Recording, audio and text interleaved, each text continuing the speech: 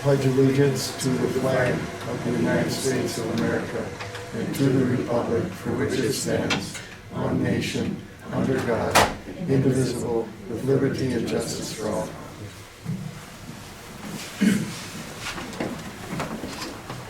I thank our guests here tonight for being present. Thank you.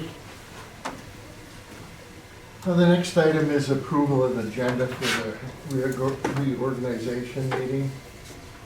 Have a motion on the agenda. Do I have a second? Second. All in favor, say aye. Aye. Opposed?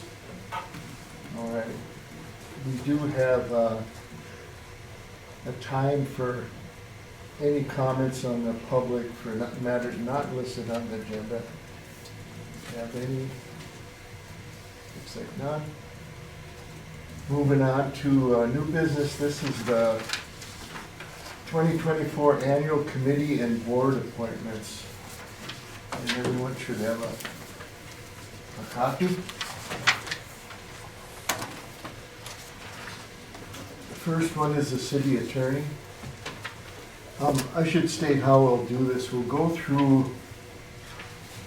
down through the official city newspaper, and then I'll ask for a motion, and then we'll start down through the planning commission to the housing redevelopment, and we'll do another motion, and then we'll do the next half, fire district, and then down for the city officers and officials.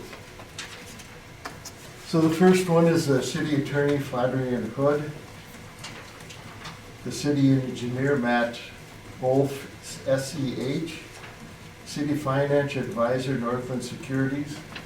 Bond Counsel, Kendi and Graven, Chartered. City Auditor, Westburg, Ishins. City Fund Depository, First National Bank of Moose Lake. Official city newspaper, Starter's Head. Do we have a motion on those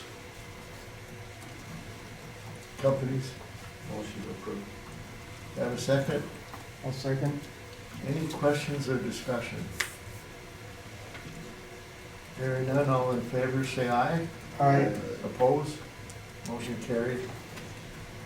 Moving on to the planning commission, myself, the city council member, Doug Juntman, Doug Skelton, and he's a water and light rep, Joanne Unzen, and William Hayden. On the Economic Development Authority, Doug Juntman, City Council, Greg Sarvala, City Council, Yvonne Skelton, Terry Byrne, Steve Olson. On the Zoning Administration, Alyssa Owens, City Administrator. That's the Zoning Administrator, excuse me. Housing and Redevelopment Authority, Sharon Hoppy, Catherine Wexeth, Alice Miller, Barb Isaacson, Joanne Morrissey. Do we have a motion to accept those individuals on those committees? So moved. Do I have a second? I'll second. Any discussion or questions? All in favor say aye. Aye. Opposed? Motion carried. Moving on to Parks and Recreation Board, myself on the council, Walt Lauer Council, Becky Leaf Custer Township, Ross Stewart, Barney Hollis, Greg Nolene, Lowell Urban, John Lund.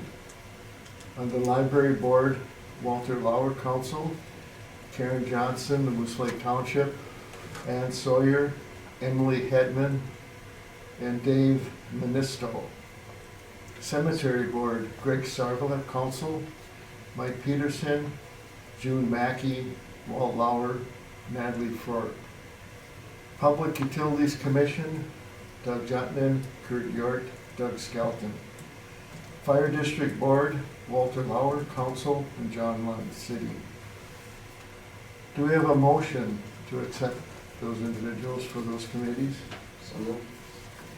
Do I have a second? Second. Any questions or discussion? Hearing none, all in favor say aye. Aye. Opposed? Motion carried. City officers and officials, the mayor pro temp, Doug Jutman, weed and tree inspector, myself, and we need a trainee.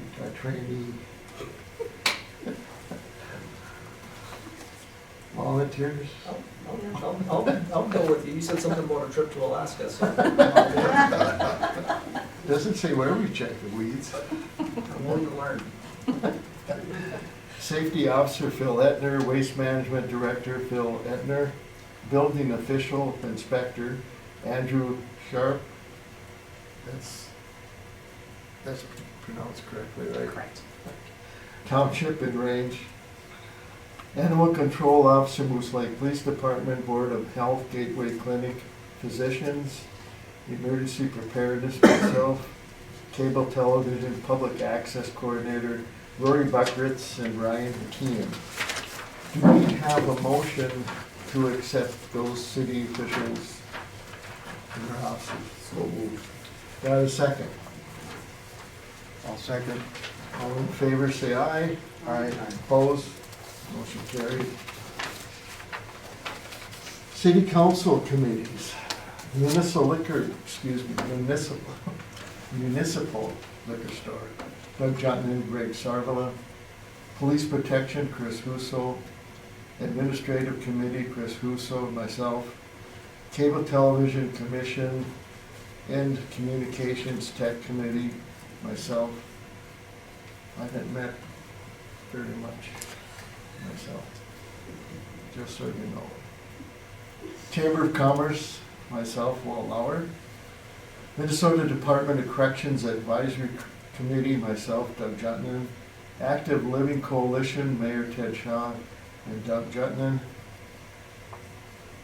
Committees, Safety Committee, myself, Phil Etner. Public Safety Officer, Alyssa Owens, City Administrator. Chad Hudson, the Police Chief. Ryan McKeon, Finance Director. Do we have a motion to accept those appointments to the city council committees? So moved. Do I have a second? Any discussion or questions? All in favor, say aye. Aye. Opposed? Motion carried. City Administration and Department Directors. City Administrator, City Clerk Treasurer, Alyssa Owens, City Administrator. Deputy Clerk, Taylor Hansberry. Finance Director, Ryan McKeon. Electronic Fund Transaction Designation, Ryan McKeon. Public Works Superintendent, Phil Etner. Interim Chief of Police, Chad Pattison. Municipal Liquor Store Manager, Mari Voss. Library Director, Laura Hedwig. The Motor Vehicle Deputy Register, Karen Deline.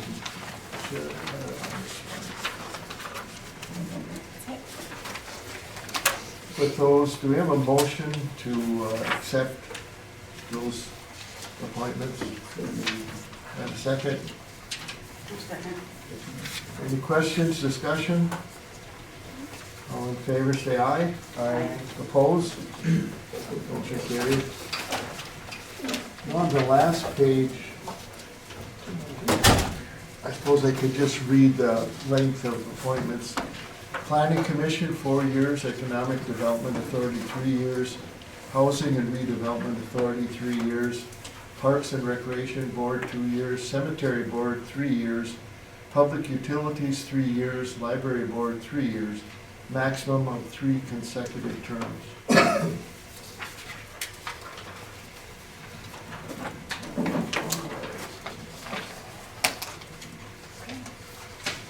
That's all we have, but any questions or comments from the council? Thank you all for your service. Do we have a motion to adjourn the reorganizational meeting? So moved. And a second? I'll second. All in favor, say aye. Aye. Opposed? All right, we are adjourned.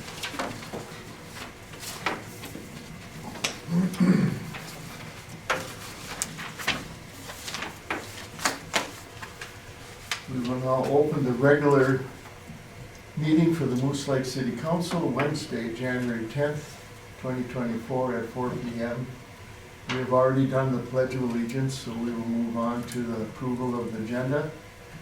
Are there any items on the agenda or additions, changes? Hearing none, do we have a motion to approve the agenda? So moved. Do I have a second? Second? All in favor, say aye. Aye. Opposed? Motion carried. Number 2, consent agenda. 2A, the minutes. Number 1 is special city council meeting, December 8th, 2023. Number 2, the regular city council meeting, December 20th, 2023. Number 3, special city council meeting, November 29th, 2023. And that's revised after number 3. Do we have a motion to accept the minutes? Motion to accept. Any discussion or questions? Do I have a second? A second. All in favor, say aye. Aye. Opposed? Motion carried. Moving on to 3B, financial reports. Number 1, city accounts payable for December 2023. Number 2, the city financial statements, December 2023. Number 3, liquor store profit loss statement, December 2023. Any questions or comments, discussion on the financial reports? Hearing none, do we have a motion to accept the financial reports? So moved. Do I have a second? I'll- Second. All in favor, say aye. Aye. Opposed? Take a second to move this.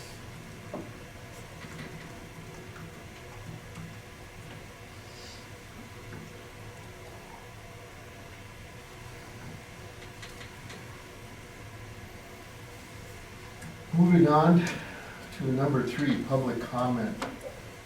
This time is reserved for comments from the public on matters not listed on the agenda.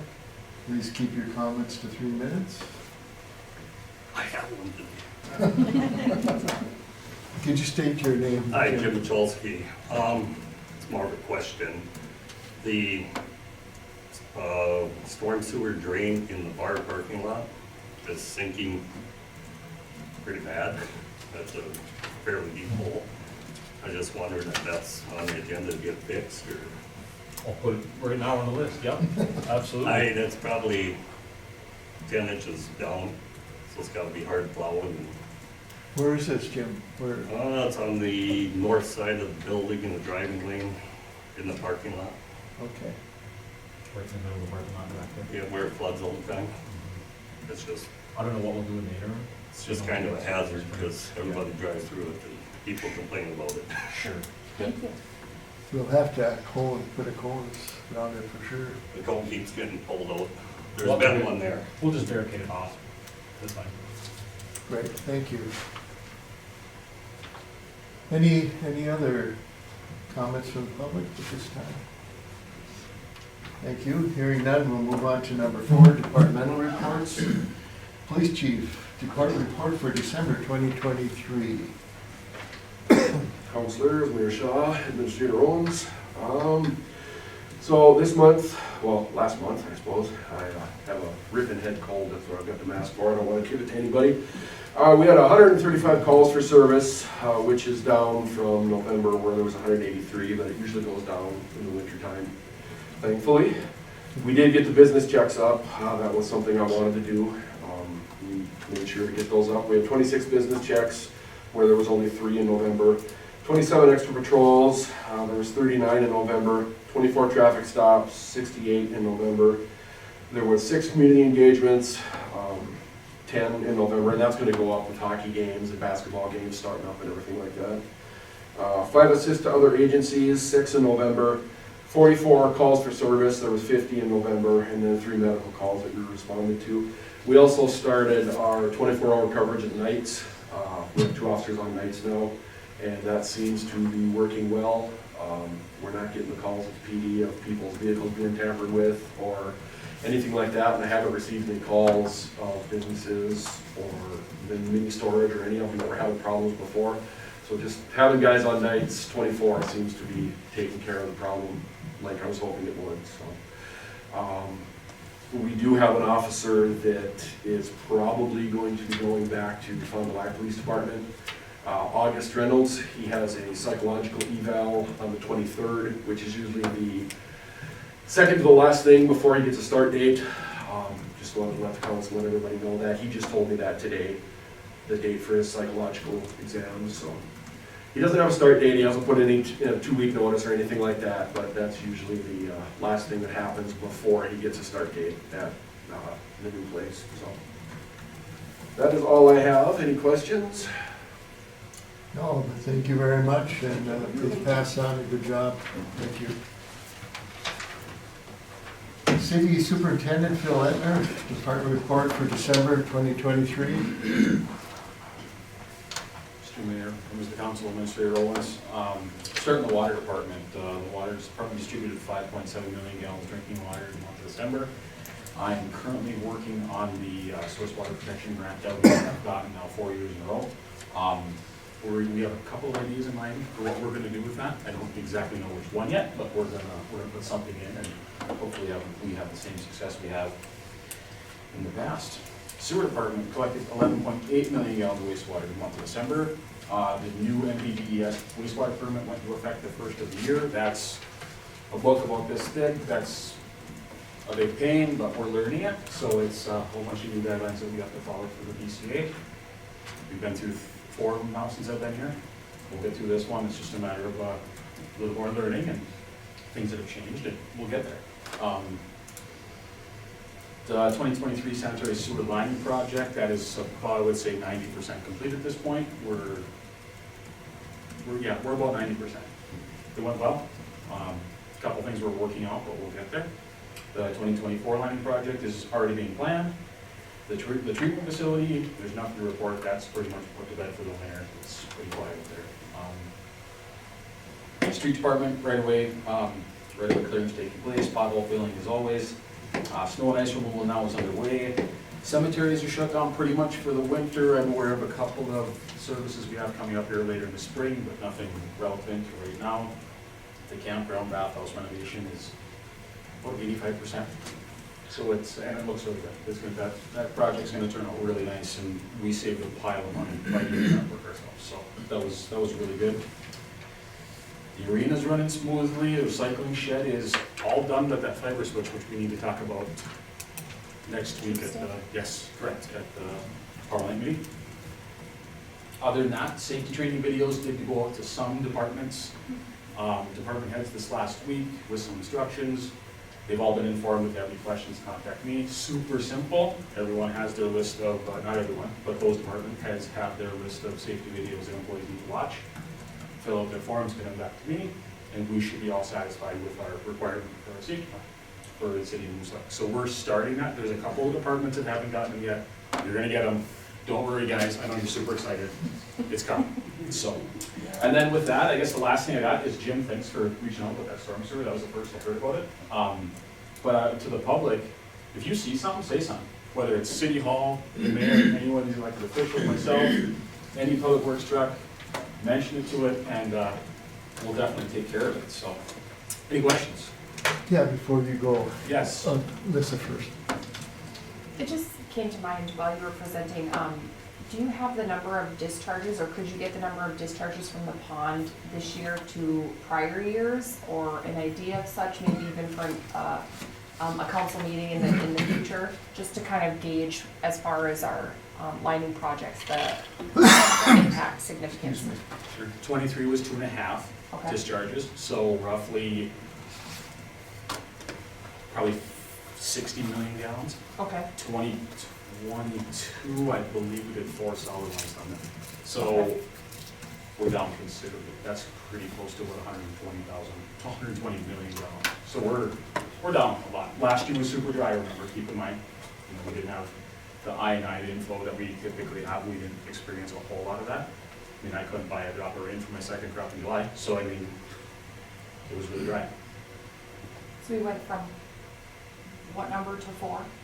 We went from like 2.5 in 2003 Okay. to 2.5 discharges. And then in 2022, we're at 4 complete discharges. Okay. Excellent. Roughly 40 million-ish gallons, 35 to 40 million per discharge. Excellent.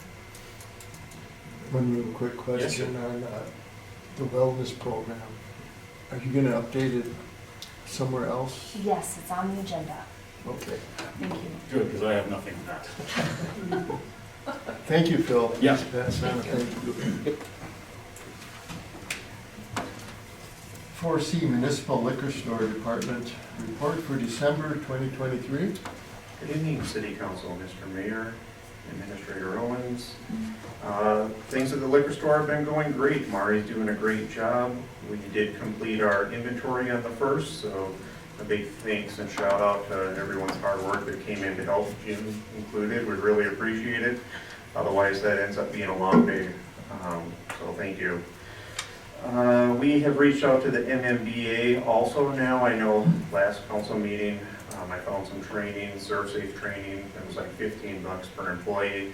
The MMBA also provides that, so for them to come on-site, it's only $250. I prefer personally on-site training, so I think we're leaning towards that. So we're just letting you know we're working on that. Mari's been hard at it. She's going through inventory, relabeling stuff, looking at barcodes, descriptions, all sorts of stuff. So she's been doing a great job. The ice machine was cleaned last Friday, so that's good. I think that was just routine. We're looking ahead at bands and forecasting for things this coming summer and other months. So we have an entertainment budget that we'd like to utilize a little more. So, yeah, any questions? So you're happy with inventory? Report? You know, I'm not done with it completely, but I'm happy with it. Great. Questions? No, thank you. Okay. Thank you, Jim, for your efforts. And pass that on to the crew down there. I will. So I take it you have technology and library Yeah. department with Laura. I'm guessing. Laura's here for library. IT, just one quick thing. We did send out our first quarter phishing and training campaign. This went out to 12 people within the organization, and I'm happy to report out of the 12, only 2 employees clicked on the link that was in there, but no data was sent. So that's good. Nobody sent out information they shouldn't have. So yeah, good first start. All right, Thank you. thank you. Any questions for Ryan? Thank you. Thanks. Laura? Library report? Hello, good evening, members of the council and city administration. The library has had a wonderful year. It is getting to winter now, so that we are getting less people, but I was looking at our numbers compared to previous years, and we have had about, in total this year, 5,000 more people in the library than last year. We've averaged about 450 more people each month. So we're working on getting more programs, newer items, and just overall more that the community can do in the library to draw them in, and it's been going pretty well. For right now, we do have our winter reading program going on, and there's already like 30 people signed up, and that goes all the way till the end of February, and February 16th, sorry. So people can still continue signing up, and it's for all ages. They can win prizes and get some free books, so it's always good to come to the library. Another thing that we have added to draw more interest to the library, we've got games added to the library. Right now, they're only usable within the library or during our game night program. But someone generously donated 33 board games to the library. We weren't able to keep all of them, we don't have space for that many, but I was able to share them out among the other libraries in our system, so a lot of people will benefit from having all those fun games to play. Yeah, so I'm working on getting programs for this coming year, and we've got a lot of really fun stuff lined up. And I'll be starting the annual report for 2023 at the beginning of February.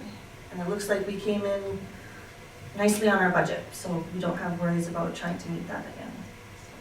Great. Any questions? Council? Good job. Thank you very much. Excellent work. Yeah, thank you. Please thank you to all the people working in there, the volunteers, thank you.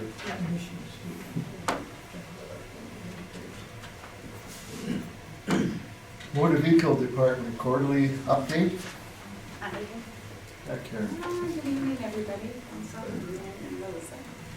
I'm well, I'm happy to say that our normal winter hours have been not normal. It's been, usually we have a lot of downtime this time of year or before Christmas, and we haven't. It's been, today I think was our quietest day in a long time, which was wonderful because I got to catch up on a lot of stuff. But normally in December we're going through closets and boxes and drawers and purging stuff, and we haven't been able to do that. But that's a good thing. So, since I was here last, our regional supervisor came to do our driver's license audit for our proctoring the exams in November, and he was really happy to tell us that our office has the highest total of exams administered in his region. We had a total of 561 the day he came in, and that was November 22nd, and I think we did over 60 in December. So over 600 total. So, and that was really nice. And he gave us nice comments. We keep everything nice and organized. He likes our methods that we use to keep our record keeping we have to keep records of every person that comes in, even if they come in 3 times, we have to keep record of it daily. And he likes that because I have to send him a monthly report, and it makes his job easier too. So I think he likes to come visit more than. But luckily he doesn't come too often. This past year I think this is the most changes that we've ever had in legislature for changes of things for our office. There has been, from the beginning of the year, like every 3 months, we've had changes of between fees and procedures and more trainings, and so it's been a crazy year, and to try to remember everything and get everything organized, so all our new information and all that has been when we have downtime, so which is not very often lately. Well, one of our newest changes is in January 1st, every motor vehicle transaction that we do, we get a $1 surcharge for every transaction. So DDS was not supposed to mail out the January and the February registrations until December 29th. And the vendor mailed them out early on December 15th. So everybody that came in from that day to the end of December, we could not take that $1. The state won't let us take that $1. So we lost out all that revenue. So not very happy about that. But what we have done so far is from January, it's, even though it's $1, it adds up. It adds up really fast, so we're happy about that. So any title transfers, registrations, duplicate titles, like anything motor vehicle, $1 extra. So, and it's a surcharge. They put it in as a surcharge, so it's separate from a filing fee. So we don't know if they really haven't said if that they're ever going to discontinue, or so. It's just nice to have at the time right now. So we've been getting a lot of inquiries from the veterans. That started also in January. If they're 100% disabled, they can get registrations free, driver's license, transfer titles, and then come in July, they will also benefit from buying a vehicle. Their excise tax will be free. So it's about time, right? For them. Oh, I forgot to bring the plates. I was gonna show you. We got new plates. The blackout plates came in last week. And the Vikings plates came in last week for us. So I have not been able to get them displayed yet, but we sold a few blackout plates. No Vikings plates? No Vikings plates yet. I don't think they're doing very well, are they? So we'll also be getting shortly twins, wild, Timberwolves, lynx, missing, murdered, indigenous relatives, and the Lions Club, so we'll have all those plates. Some will have to be ordered, but I know all the sports teams, we should be getting in the office. They are not done designing them yet, so once that's done, then they'll be processed. Yeah, and those teams are the ones that have to pay for those to be out there, like for us to be able to sell them. They have to put up money for them for us to sell. We did some training the end of December. One other thing our office is going to be doing is crash and motor vehicle records. So I remember years ago when I started, we used to have these crash records in our file cabinet and never was talked about them. I'm like, what do we have these here for? We've never been asked for them. Once in a blue moon, somebody would say something. But the customer would have to mail in for them or request a motor vehicle record from the state for money. Well, now we're going to be doing it. And that will bring us more revenue also once that word gets out. It depends on if they want a copy or a certified copy, so we'll either be making between $9 and $10.50 per application. So that'll be good. And I don't know if I mentioned this the last time I was here, but we would like to start processing passport folders in our office, and I have contacted previous DMV lady that processed them, and she had great reply for that. She said one year she made $20,000, and the other year, the next year she made $30,000. There isn't a lot of places that just do the photos. People have a hard time finding that. So when I reached out to her, the vendor that sold hers, it would cost us between like $2,600 and $2,800 to get set up, and it'll be like a mobile thing that we can slide over when we're not using it. And they get printed right in our office. So I haven't really been able to talk to you about it too much yet, so we'll be doing that. And we can get $15 per photo. We cannot do the passports in our office because we do driver's license. So we could if we had a separate station and separate person doing that, but we don't have the room or the, yeah. So, but we can do photos, so I guess we could benefit from that. Okay, and I think that's all on my list, so any questions? That's only a small portion. Believe me, I started writing, I'm like, no. Thank you, Yeah, Karen. thank you. Please pass on the thank you to, will you? Oh, sure. Busy year, thanks. Yes. Moving on to 4F, the city engineer monthly report for January 3rd, 2024. Oh yeah, just a couple of items within the city engineering meeting minutes that I'd like to highlight. One is regarding pond capacity. So at the end of December here, Superintendent Etner was able to pass along the flow data necessary for SEH to go back and essentially update our pond capacity memo through the end of the year. So that is something that council will see in the weeks to come and that we've engaged with our city engineers on. In addition, Finance Director Ryan McKeon and Superintendent Etner and myself met with Northland Securities regarding a new rate study, and that is for the sewer fund. They did mention, sending over a proposal that might include an update for the water fund as well. Northland Securities are the one that, the entity that executed our last water rate study, so they have a lot of our information. There's a lot has transpired over the course of the last, 5 years since the study was done. 4 or 5 years, but we'll just check cost and bring to council the difference between looking at the sewer fund and the water and sewer fund collectively to get updated, an updated rate study. So more discussion to come on that, but we did have our initial meeting and we'll be receiving a proposal any day now that will be shared with council. In addition, Superintendent Entner got an updated estimate for the compressors at the Riverside Hockey Arena.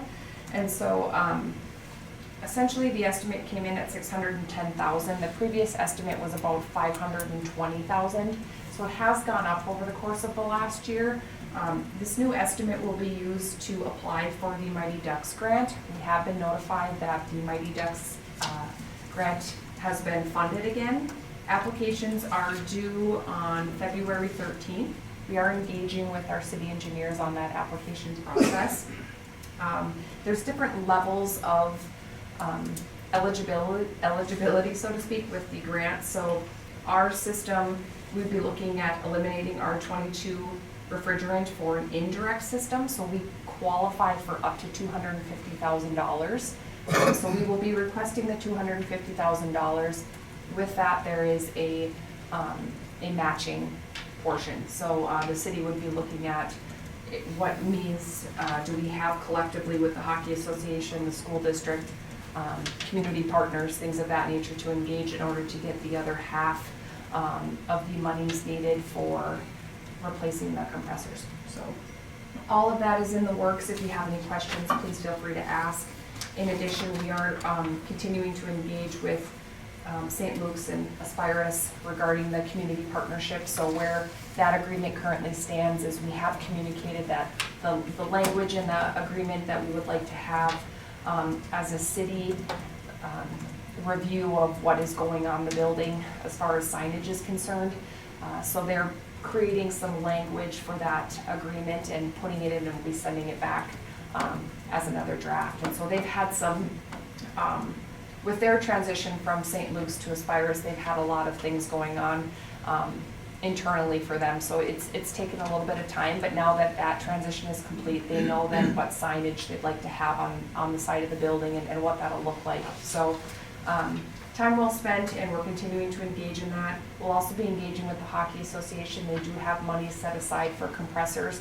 So looking at what that fund balance is and how we can continue to partner with all of the relevant entities to try and help fund the new compressor system. So more to come on that, but we were excited that the Mighty Ducks grant has been funded again, and so we will make sure that we submit an application and put our best foot forward on that. That's all I have. Is this the time to talk about anything on capacity? We, as far as pond capacity, Yep. we can touch on that on the proposal for the district. Yeah. All right. Any questions on the engineer report? A lot of data in there to read through. Good stuff. 4G Chamber of Commerce updates. Yeah, so the annual dinner for the Chamber of Commerce is going to take place this Saturday, January 13th at the Sioux Line Event Center. So the Chamber's been working really hard for organization with that.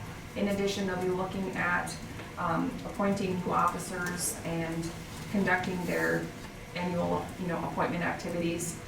They have started to set dates for upcoming events in 2024. So we'll be sharing those as they become relevant. But they've got a lot going on, and this time of year, they really heavily engage in the planning processes. So we'll share dates as they become available for us for events moving forward in the year. Thank you. Any questions? Thank you. I think before we go into the previously discussed business, I'm going to move up our state representative, Jeff Dotseth. And then we'll go back to number 5. Thank you. Thank you, Mr. Mayor and fellow council members. It's truly an honor to be here today. And number one, I just have to say it's really an honor to serve our community. And we really have a special gem here right in our own backyard that gets overlooked. And it really is an honor to be down at the Capitol and actually represent everyone here. I'm here today just to more address the council. I've actually had a number of meetings with the mayor and Alyssa, and so we've been in touch and in sync all the way through the legislative session last time. I just want to let you know that I'm here to provide a service. I'm actually working for you. So let you know I'm a phone call away. If there's any issues, any challenges, reach out to me. I think with the $17.5 billion surplus that we just, I'll just say we blew through last session, that I wasn't agreeable of how some of those monies were spent. What I am focusing on is the monies that were spent that came back into our communities. I think we've got a bonding project that we're resubmitting. I actually worked last session where we actually presented a bonding project for relining our lines, and now we're actually resubmitting that. Some increased costs, and we're actually, I think this is going to be helpful with the study that you're coming out with as well, with the wastewater treatment and what's still available. It's going to really give us some tools to work with. I just want to let you know that I'm, just more of an informal addressing of the council today. Just let you know if there's any questions, don't hesitate to reach out to me. I've been trying to get out to a lot of the different communities and really, there's such a wide array of different challenges that we face. I mean, all the way from fire, law enforcement, each community has a little bit of different feel and a different flow, but at the end of the day, we're all in this together. So we really have to look at what's in the best interest of greater Minnesota here and really work together in achieving that end goal. But along with that, the fire department, police department, I think they can contest that we've had a number of different dialogues over the last session, and we're now entering session moving forward in February. Actually, I just came back from St. Paul. I actually had meetings down there this morning. I had to run down to an address, but I'm local here, so don't hesitate to reach out to me, grab a cup of coffee, meet me at my office that I have here locally. Once I get back in session, it gets a little bit more challenging. That's why I wanted to address the council now before we get back in session, and just let you know, put a wish list together. And I think Alyssa has been wonderful on doing that already, but if there's any additional items, don't feel hesitant to approach me with those. A lot of the stuff takes time, and what I've learned is that, the first run, I think we had that dialogue that, don't expect it the first run, but now I think moving forward, we've got people start getting aware of these projects and knowing that there are some real needs, and there's also other pathways that we can approach as well. I think that was, like you mentioned, the Mighty Ducks. That's a great opportunity for the Hockey Association to take advantage of that. There's a lot of challenged legislation that was passed. I think our DMV expressed some challenges, license tabs, things like that. That all boils down to money that goes back in the consumer's pocket that is being pulled right away from them with this inflation. But what we've got to focus on, what we can do for our community. We're not Minneapolis, St. Paul. We're Moose Lake. And I'll just say it, we've got the Barnum, we've got the Cloquet, we've got Carlton. There are some real challenges that we face that have been overlooked for a long time, just on a state level, just because, I shouldn't say it, but they just haven't looked at greater Minnesota as they should have. But I think we're starting to gain a voice down at the Capitol, which is encouraging. I think we've got a lot of good support from some other members that are down there as well. So it's encouraging to see what's taking place. I mean, we've got the MSOP right here in our own backyard. I mean, there are some real challenges that, that we're looking at in the next 2 years, 5 years, 10 years. But I'll just open up the floor if there's a few questions. I know I've got about, 45 minutes? But if there's any quick questions I can answer or address, I'd I be just honored got to. one on the top of my head. I know that you push the PTSD funding, moving the insurance into the state funding. Do you see anything moving on that this year? My concern, like I actually expressed with you before, is that the funding for continued monies hasn't been addressed yet the way it should be. And that's a concern that I have, is how that's going to be 2 years from now. My concern is that our state is going to face I really predict a deficit come 2025, 26, with some of the forecasts that we're looking at. And that's unacceptable. I mean, we just had a $17.5 billion surplus, and another $10 billion that was spent on top of that. Yeah, I shouldn't say this, but it's, the average resident doesn't understand, they're not paying enough attention to what's actually happening down at the Capitol. We need your input. Don't hesitate to send those emails down to the Capitol. Myself, pick up the phone, give me a call. I think a lot of you have my number. If not, Alyssa has it, she'd be happy to pass it on to you.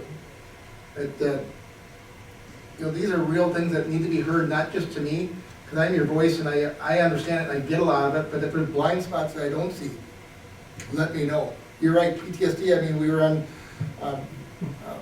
phone calls back and forth and with Darren, the former chief of police. I actually had a number of conversations with him on that as well, when we were actually looking at some of the votes and some language that was there. Mr. Mayor, I shared that with you, that the first time we were promised that it was gonna add some language in, they came back and they didn't add that language in. And that's unacceptable. I mean, because then all of a sudden it puts a burden back on the cities in the future if something isn't rectified in the next couple of years. So that is a concern that we have to look at. But, any other questions? Nope, just push infrastructure, money for infrastructure. That's the biggest thing, is that. That's a big one. With MSOP and MCF, it's nice that, you know, they're able to use our system, but it's been very difficult to get things done on a local level because everything gets shipped back down to the state and it gets pushed aside. They're really not paying their fair share of our system, of keeping up our system, and it's taxing the people that live here. 30% of them are paying for everything. So I think there needs to be, we're looking at the SIU agreements and things, and we could definitely use help making sure that they understand how this is negatively impacting the citizens of Moose Lake. We're flipping the bill for a service that we're not really getting that what we should be getting out of it, as well as with the DMV. We're coming a couple $100,000 short every year, and that dollar surcharge is going to help. And we'll see how that works in our favor. But those were a couple things that are pressing for us. These are real assets. I think you bring up a good point. Those are real major assets for our community that the city is actually taking additional burden on. That I'll just admit, originally when I first got involved, I didn't realize a lot of that stuff, how the dynamics worked and how it affected the city, and the extra burden of the $200,000 for the city for DMV. I mean, that's unacceptable. And I think I've had a number of conversations down there at the Capitol in regards to the commissioner. I've actually had some dialogue with him about some of the challenges that we face. And I think we're very fortunate to have the local leadership that we have at MSOP. I think that's a tremendous asset, and we have to capitalize on that. Again, I've had a lot of conversation there as well. That's a good point. I think just one more item unless someone else has something. You know, and it's kind of a thing that really affected us with MSOP coming, which will affect us for years. And I don't know how in depth they thought of it, but the first MSOP probably took about 15 to 20% of our sewer capacity. We were always running, I don't know, 60, 70%. This is back in the early 2000s. And they took a huge amount of the capacity away. And you know, the jobs, having them here is great. A lot of people get employment, not only here, but the region. And then the second one was built and took away another, I don't know, almost 10,000. I think we lost overall probably 25 to 30% of our capacity. So instead of running around 60 with all this great capacity for years to come, we're in the 90 percentile, I believe, before we started relining, and we've gained some back, but that is going to affect us forever, that capacity. We can gain so much by doing all this relining, but it doesn't solve the future problem for development in the area. It really holds us to limits. And there was, you know, push in the past to get more ponds, and I think you know that whole story. I won't even go into it. But at some point, we're gonna be right back there. And that halts all development in the town. And it really halts the state from expanding. They got all that land and they could build another one, but I don't know. That's just something that, to me, should be addressed again. And I know that there have been communities that have had their sewer systems redone or paid for by the state. And it's just something here that I think should be looked at again. Mr. Mayor, you bring up a good point. I think that's where we need to start revisiting some of that old dialogue and start addressing some of these issues. I think the more we bring it to the forefront and bring attention to it, because there's a lot of the old faces that are down there that are gone, and the new faces aren't aware of some of the challenges that were placed on cities like Moose Lake. And I mean, these are real issues, and these are real challenges that we're facing. I mean, this is, you know, how many years from now are you gonna have to update our system? I mean, that, 10 years goes by, 20 years goes by quite quick.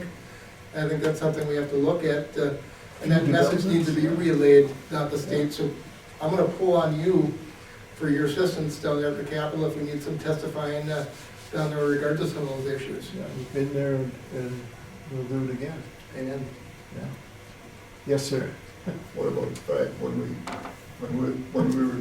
they were supposed to hook up to the new system for the ponds, and they were supposed to hook up, and they were supposed to pay so much, and they wouldn't hook up, so we ended up paying for all that extra, and the state didn't hook up.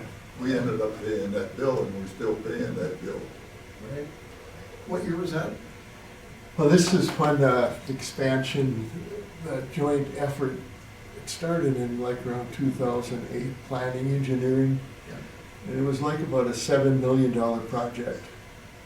And it was both, the first part of it was the collection part. And that was the twin roads going up to the DOC.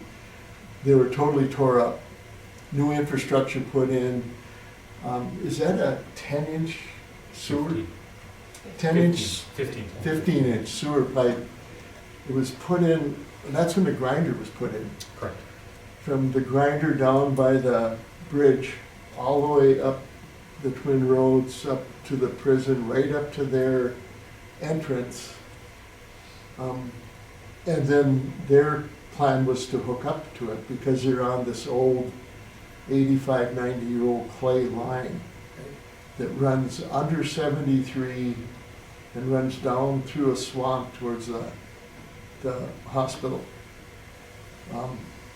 And that was put in when the state hospital was built.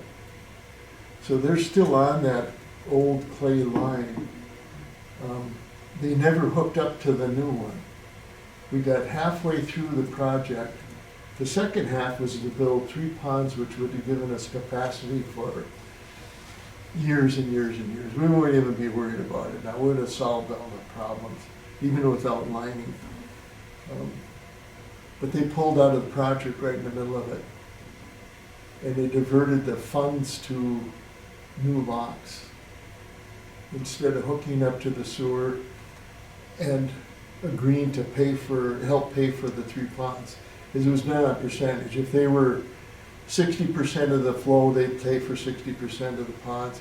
The city would do, I don't know, 25, 30, and then the district the rest of it. But they pulled out, money was diverted, all the supplies had been bought for that project. And part of it is still sitting up by the ponds. We utilized as much as we could and sold what we could because you can't have that stuff sit above ground like that, it deteriorates. So that project, the funding for that, once they pulled out, we had to tell the contractors, we can no longer afford to do this project. They want the money up front. Well, when the state diverted their millions, we didn't have millions to pay. So we stopped the project. We had to pay off the contractors.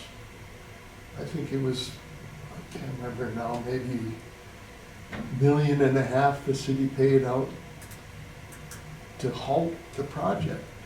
The project just doesn't stop. The contractors were already here, they had all their equipment, we had, all the supplies were bought. So we had to halt all that, pay them off, and just store the material and use it the best we could. And they never hooked up to that pipe, that 15-inch pipe, which is right up at the front gate of the prison. It's just sitting there unused. Is it in a manhole on their property, I believe? Right on the edge of the property, yeah. Right. We're still paying. Well, yeah, I mean, those monies that, 7.5 million or whatever it was, that each entity had to put in a 20-year plan for that project, or the state would not borrow the money, the funding mechanisms. So everybody had put their 20-year plan, including the sewer district.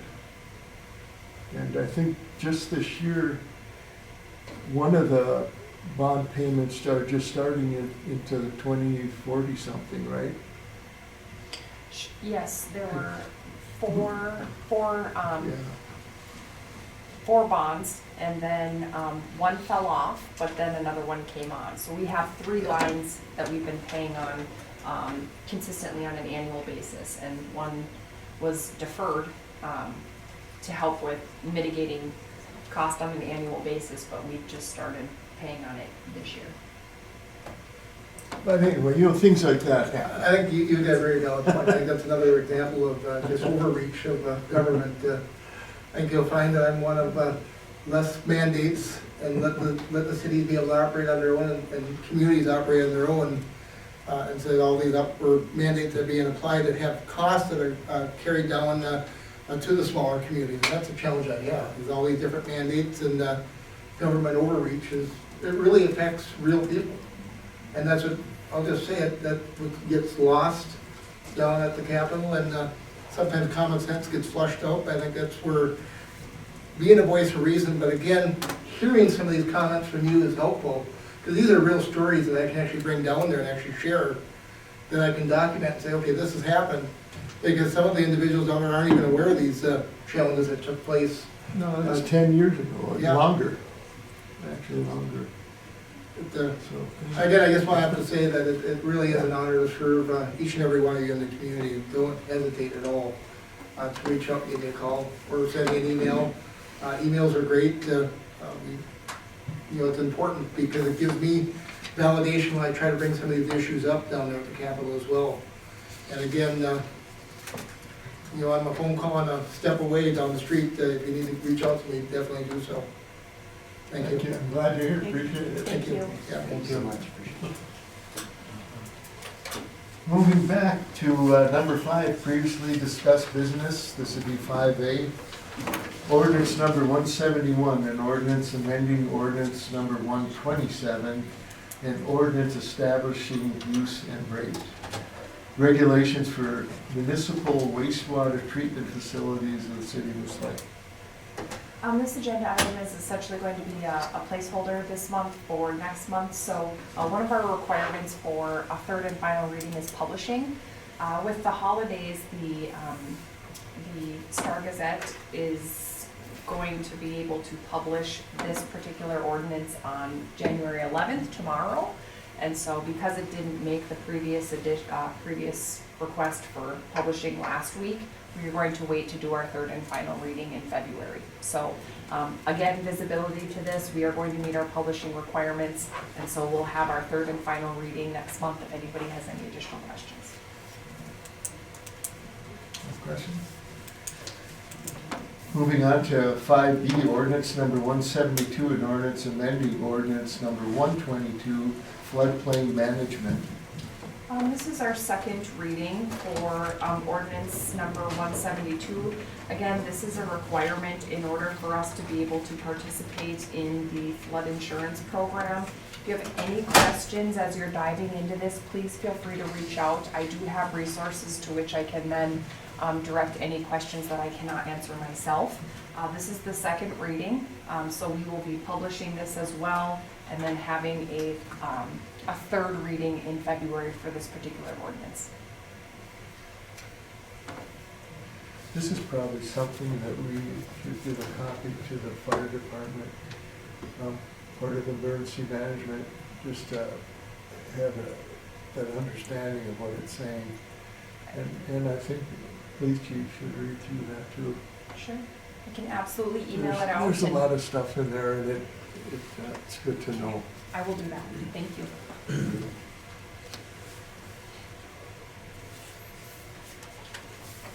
I should state, please feel free to leave if you need to. Welcome to stay. Just want to tell you, Jim. I'll stick around for a few more minutes, forget about 5 more minutes. Under 5C, El Mexico Bar and Grill liquor license request.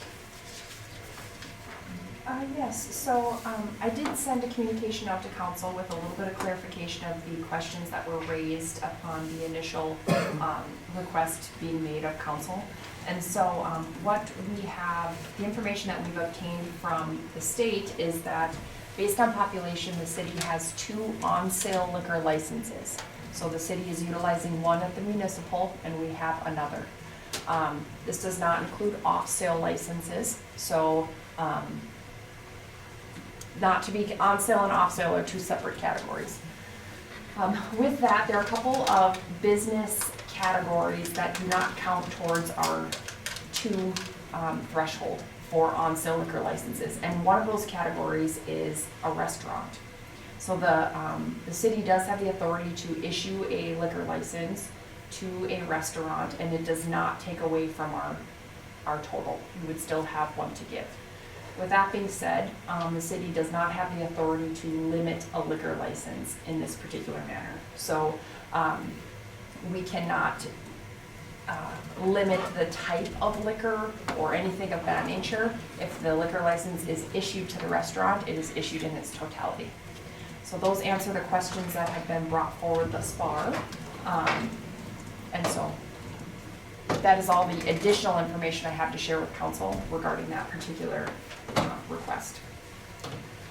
So we have the authority to approve a liquor license for this business. So I'll open it up for discussion and questions.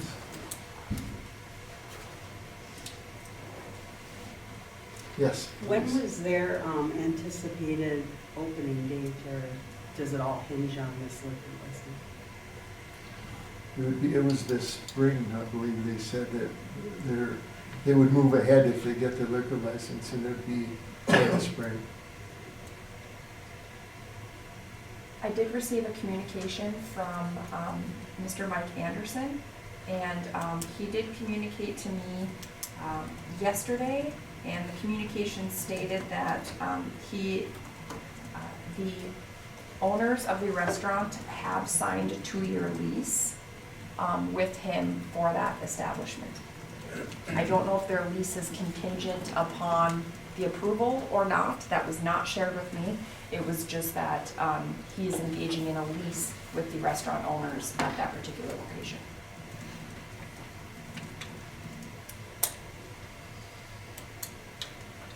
Any other discussion? Is there a motion? I'd make a motion to grant them the liquor license. Do I have a second? I'll second. Further questions, discussion? Yes, sir. Well, a liquor license for the restaurant, Yes, sir. that's what it says. Yeah. That's what you said, yes. So I we could, agree with you. But liquor license for the restaurant. Yes. we could essentially designate it to that particular restaurant name and or location as well. So that it cannot be moved to another location without our approval. So the liquor license would be for the people that are leasing At that location. at that location? I guess I would amend it, I would, that the liquor license would be for this restaurant only and does not transfer to anybody else. Or building?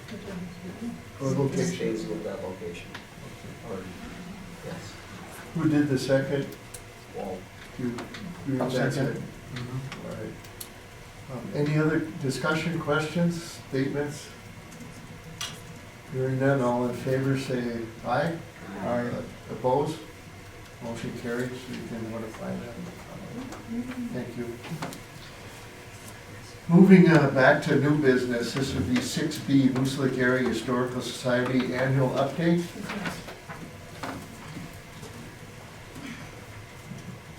Councilors, Mayor, City Administration, I'm Steve Olson, I'm the Executive Director of the Moose Lake Historical Society, and I brought along, or she came with me, whatever, Rose Coleman, as the president. She probably brought me along. We just thought that we should do a little update for the councilors in the city of what goes on up there.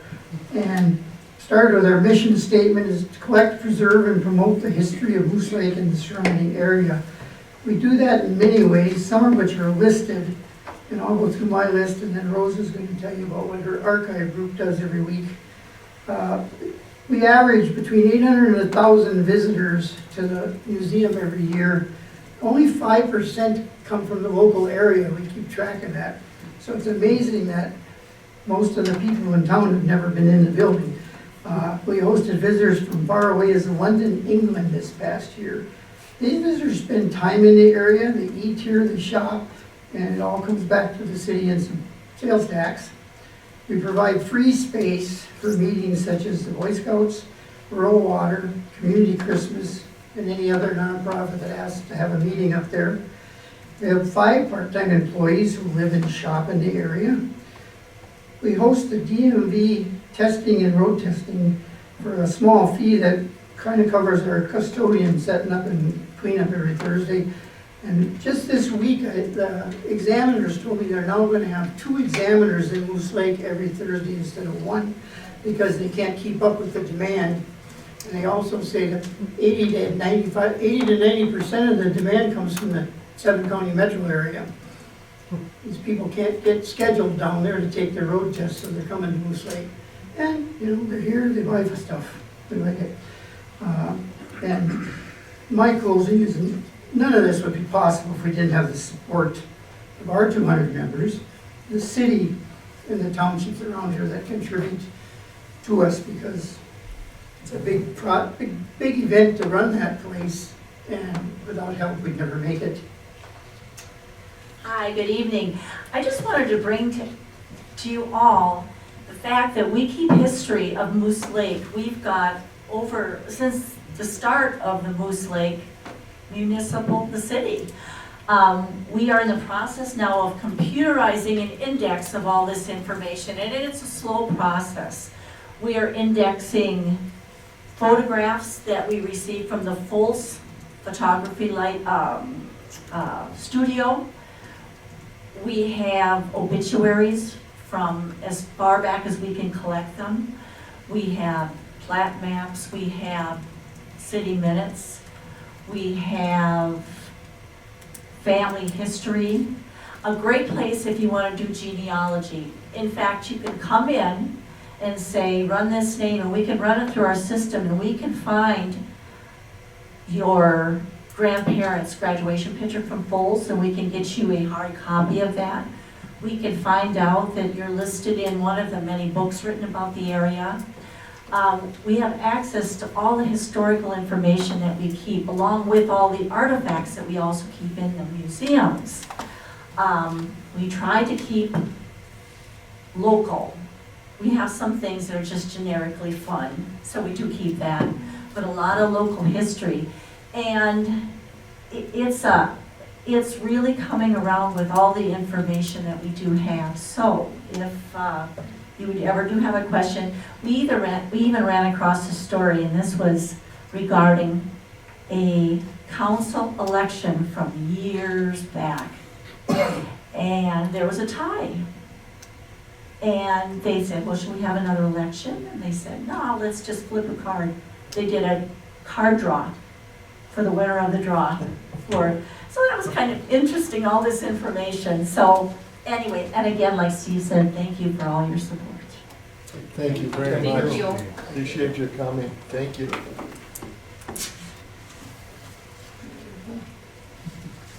Moving on to 6C, Arrowhead Transit 2024 Subscription Transit Service Agreement. Yes, this has been an annual agreement for the city of Moose Lake. The cost has stayed the same year over year, so it's $500 per month that's billed to the city. It's a standard contract. Again, this is an annual thing for us and looking for formal approval. Council? I'll make the motion, we approve the Arrowhead Transit contract. Do I have a It's a great second? service. I'll second. Any questions, discussion? Yes, sir. They added this $38 an hour rate. Is there any chance of that could impact the $500 per month? Can you change that for us? Nope, that's, they bill us the flat 500 per month. So I think that would be for additional service, requests, things of that nature. We have only seen a flat $500 per month. But you know, that may be something that Agates. Could be for Agate Days. There are other city events and things of that nature that request additional service. And so that new rate is attached to whatever additional hours that the city would be requesting, or a separate entity would be requesting. I will pass that along. Thank you. Because it looks like we're using, that 500 would equal 13.15 hours, and I don't know how many hours we're using the service right now. So, something to keep in mind. Absolutely. If you look at Appendix A, they do one route 10 to 1,300, average mile, 120 miles Tuesday and Thursday. Flat rate. And does that Yeah. include their mileage from Carlton to here? Is that included in that, those mileage? Because that's 120 miles, and those are questions I don't have with this guy. Right, so they've given us that flat rate of $500 per month, Yeah. but if we So do we're one just- extra, we will pay the $38 per hour. You got it. Or does other people pay too for their other stops? Question. All in favor, say aye. Aye. Opposed? Motion carried. 6D, 2024 City of Moose Lake fee schedule. Council has had visibility to all of the fees on this particular fee schedule. The last modification was the rate increase for the campground fees.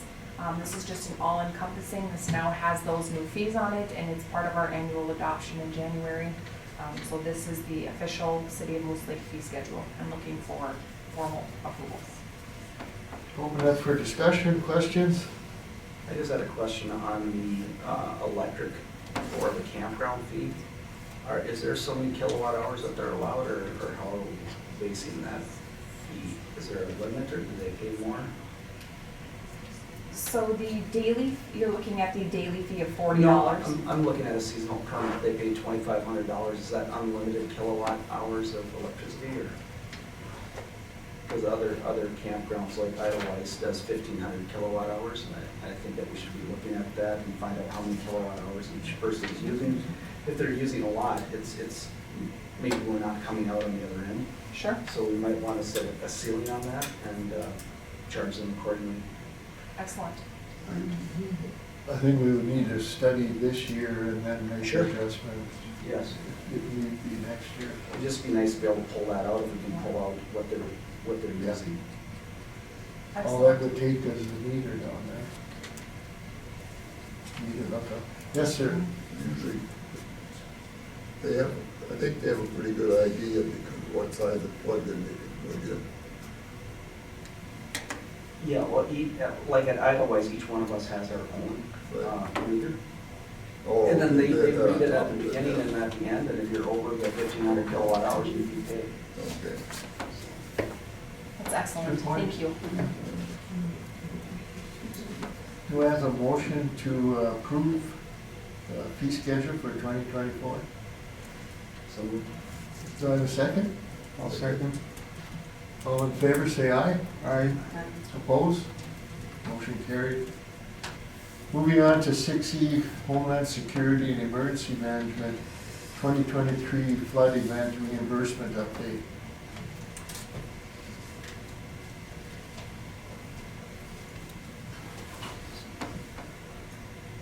Good evening, council, mayor, and administrator. Oops, I dropped the pen.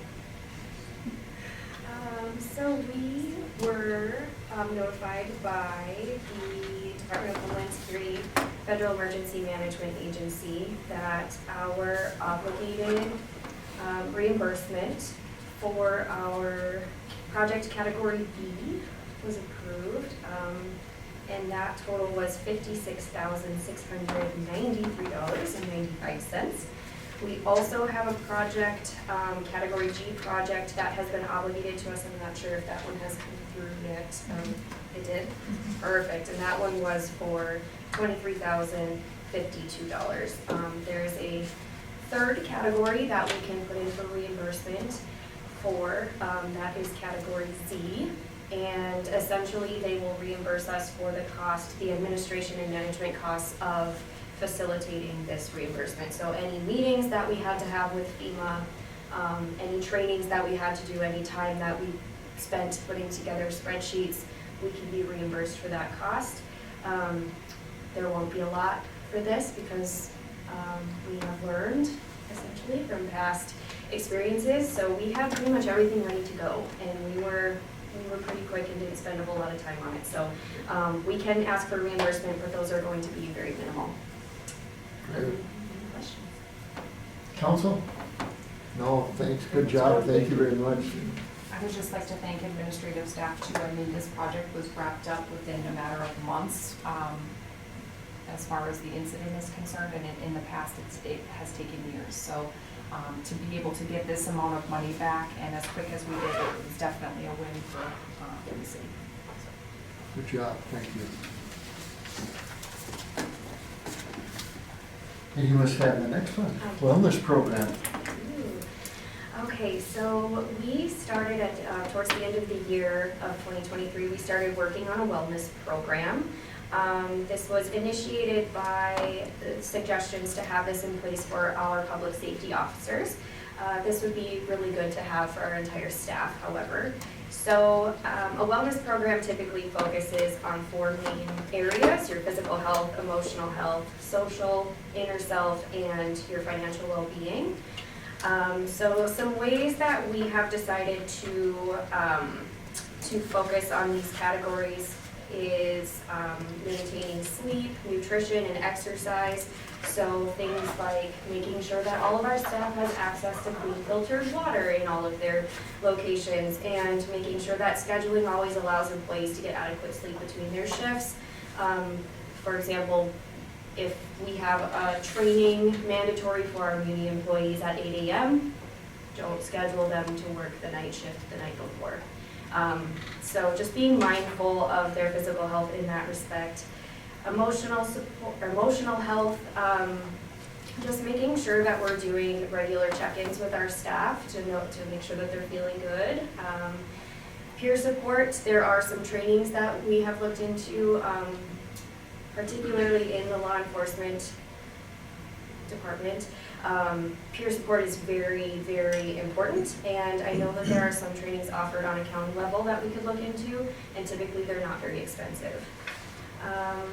Social and inner self, this comes from providing opportunities for volunteering and getting together either with your coworkers but outside of work, or even just being involved in other activities with people you don't see at work.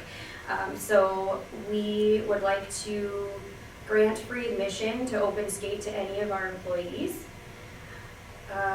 We also have many volunteer opportunities such as Egg Days, 4th of July, Trunk or Treat, things that you can be involved in. We always encourage people, our employees, to take 15-minute breaks every couple hours just to refresh your brain. And then scheduling other things like a cleanup for Earth Day in the spring, and then doing a 5K, which wouldn't actually be a 5K because I'm sure most people would decide to just walk, but through on our trails in October, because the fall colors are very pretty, and so utilizing those trails as a group to kind of walk through and just see the beauty of the town, that would be great. And then as far as financial well-being goes, Alyssa has spoken with a couple of financial institutions in the area. Tia Gurkuski at Edward Jones has offered to do a couple of training or informational sessions at no cost to us. So that would be very helpful. We also have just compiled some contact information for mental health crisis lines, and Chief Pattison helped me find some psychologists that are trained in public safety and PTSD so that they have access to people that are best suited to meet their needs. And that is about it. So we were actually notified that if we have an EAP program, which we do, we have qualified for reimbursement for PTSD claims. This is just another asset to help us be in compliance with that as well. So, any questions on the wellness program? No, fantastic. Thank you. Is there any word on that workout center? Ryan, have you heard back from them yet? I've not heard back. About a discount? Yeah. I haven't heard yet. So we'll continue to modify the program and kind of tweak it, fine tune. We have a really good foundation in place, so making sure that we have events annual and opportunities for city staff, whether it be financial seminars or cleanups, things of that nature. We'll just make sure that we continue to work through it, and then on a quarterly basis, each quarter we'll have a different focus, and then we'll be meeting with department heads to make sure that they're engaging with their staff and documenting, and so we should be set for our requirements as far as reimbursement is concerned, but also just making sure that we're taking care of city staff as well. Good job, thank you. All of you involved with that, appreciate that. Counselor Houston has a question. Yes, please. Is this something that's sent out to every employee, or are we giving it to the supervisors to hand out, or posting it? How is this being? Both. So we are going to send it out along with all of our quarterly information. As Administrator Owen said, we're going to focus on one topic each quarter. So at the beginning of the year, we will send out the wellness program in its entirety, and then continue to send out those supplemental documents each quarter. We also have a new bulletin board in the office to provide a space to post all of this in there as well. So. Great.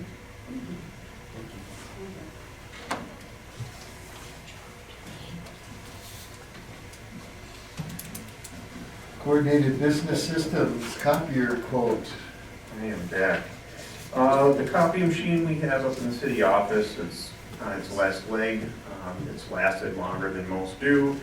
We filter a lot of stuff through there, so we're at that time where we did budget for it. You'll see there's two different copiers that you have in front of you, both from Coordinated. The reason there's only a bid from just Coordinated is, for one, they already have an agreement and they work on all of our printers as is. The other reason is at the top of the page you can see the Minnesota State contract. That's because there's no bartering. The state actually tells them what they can charge a city, so there's no going up or down. So it is what it is. My recommendation would be the greater of the two, so we can get things out of there faster and quicker. So we did budget 8,000, I believe, and both come in under that. Council? Which one do you like? The 7601, the 5054 CI. There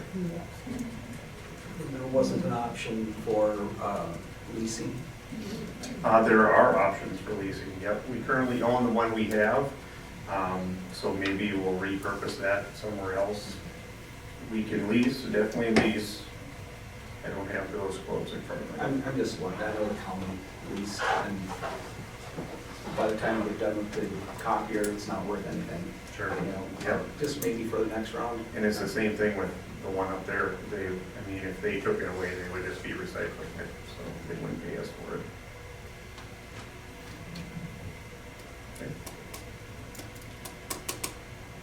Council?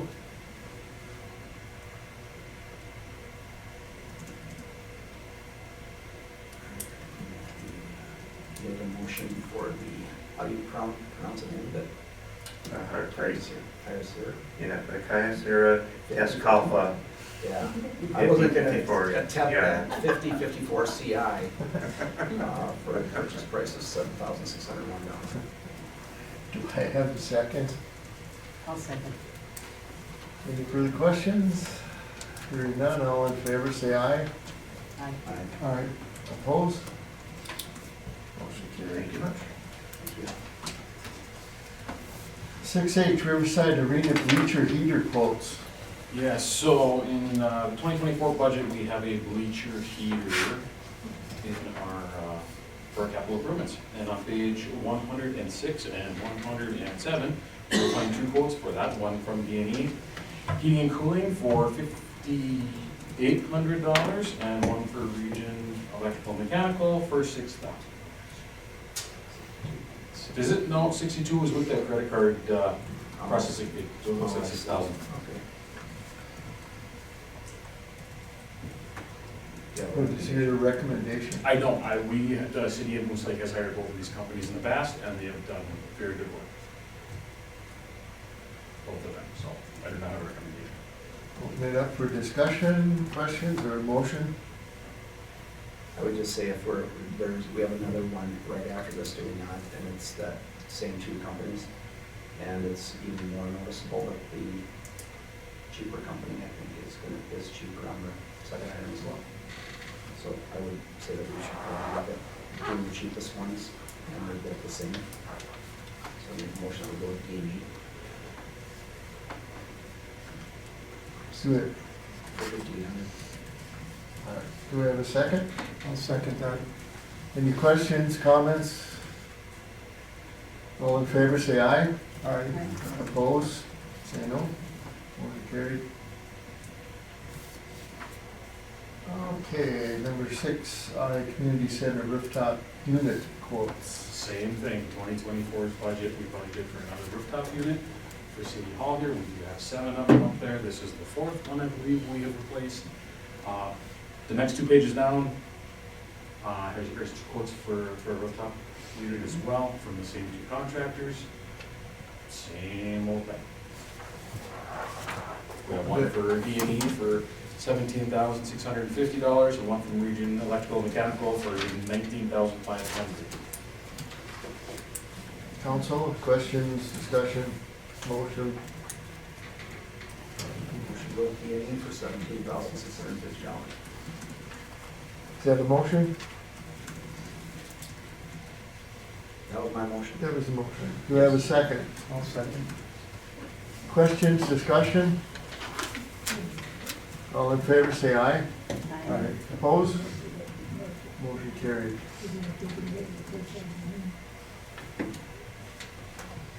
Who do you use mostly on maintenance of those? So we actually use D&E at the arena for maintenance on everything that's down there. In the region we use up here. Question that I have, will Region work on these units that will be put in? Yes, they will. Okay, I should have asked that before we had the motion. But thank you. All right, moving on to J, Moose Lake Windermere Sewer District draft proposal for the city of Moose Lake. Yeah, so there's a couple of different components that are included in the packet this month. City staff and personnel met with the sewer district regarding a proposal that they had for the city. The idea that was brought forth is actually something that has been discussed previously. And with it, it incorporates just, there's a shared location on Kenwood North where there are 22 homes, 18 are the district customers and 4 are ours. So with that, there's, based on the current location of the flume, there's been, it has led to a lot of tension between both entities. There's distrust regarding how flow is being measured or how readings are being taken, or the city's frozen water line policy and how that contributes to excess flow within those counts in that particular area. And so the district came forward with a proposal to the city. In essence, where we're at right now is we have engaged the city engineers to discuss what the cost of moving the flume would be. And so that's also incorporated in the packet. Where we're at is with council consensus, I would like to continue to be able to engage with the district on this particular topic. Whether or not the final result is what has been proposed or a combination of what is proposed versus what we find might be in the city's best interest as far as pursuing. There are some really good things in the proposal, things that we've discussed internally, but also as a city we do need to be able to accomplish a new contract and engage in that process with the sewer district. So the initial proposal was taking care of these issues outside of the contract. And so what we've communicated back is, we'll share this information with council, but we would like to engage in looking at the metrics of this proposal within the new contract. So building in these metrics within. We can address billing in there, we can address capacity. Their particular proposal as it stands right now negates the need for additional capacity as they'd be turning customers over to the city. The city does need to look at, if we move the flume, where would we move it? What is the best case scenario? How many customers are actually impacted by that and how many would come back to the city versus stay with the district? So lots of homework needs to continue to be done. In addition, within this proposal, another topic that has come up a lot is the request for capacity for the Sand Lake Resort. As it stands right now, we have informed the district that they need to notify us and get approval for additional connections. There is a precedent set between the inner workings of two entities that they have requested additional connections from the city, but not capacity. So as it stands right now, the city can issue connections that are separate from additional capacity, because that's how we've handled it previously, just approving connections. You'll see in the proposal that they've outlined, some potential legal ramifications for the city regarding the outstanding capacity request for Sand Lake Resort and the district. From my perspective, and what I'd like to share with council is, the Moose Lake Sanitary Sewer District is their own utility provider. So their customers are their customers and they are the utility provider. There's nothing at this point in time that's forbidding the district to issue additional capacity to anybody. In addition, there are times where they send us over the 67,000 gallons per day regularly, and we accept the flow, and there's overages that are associated with such.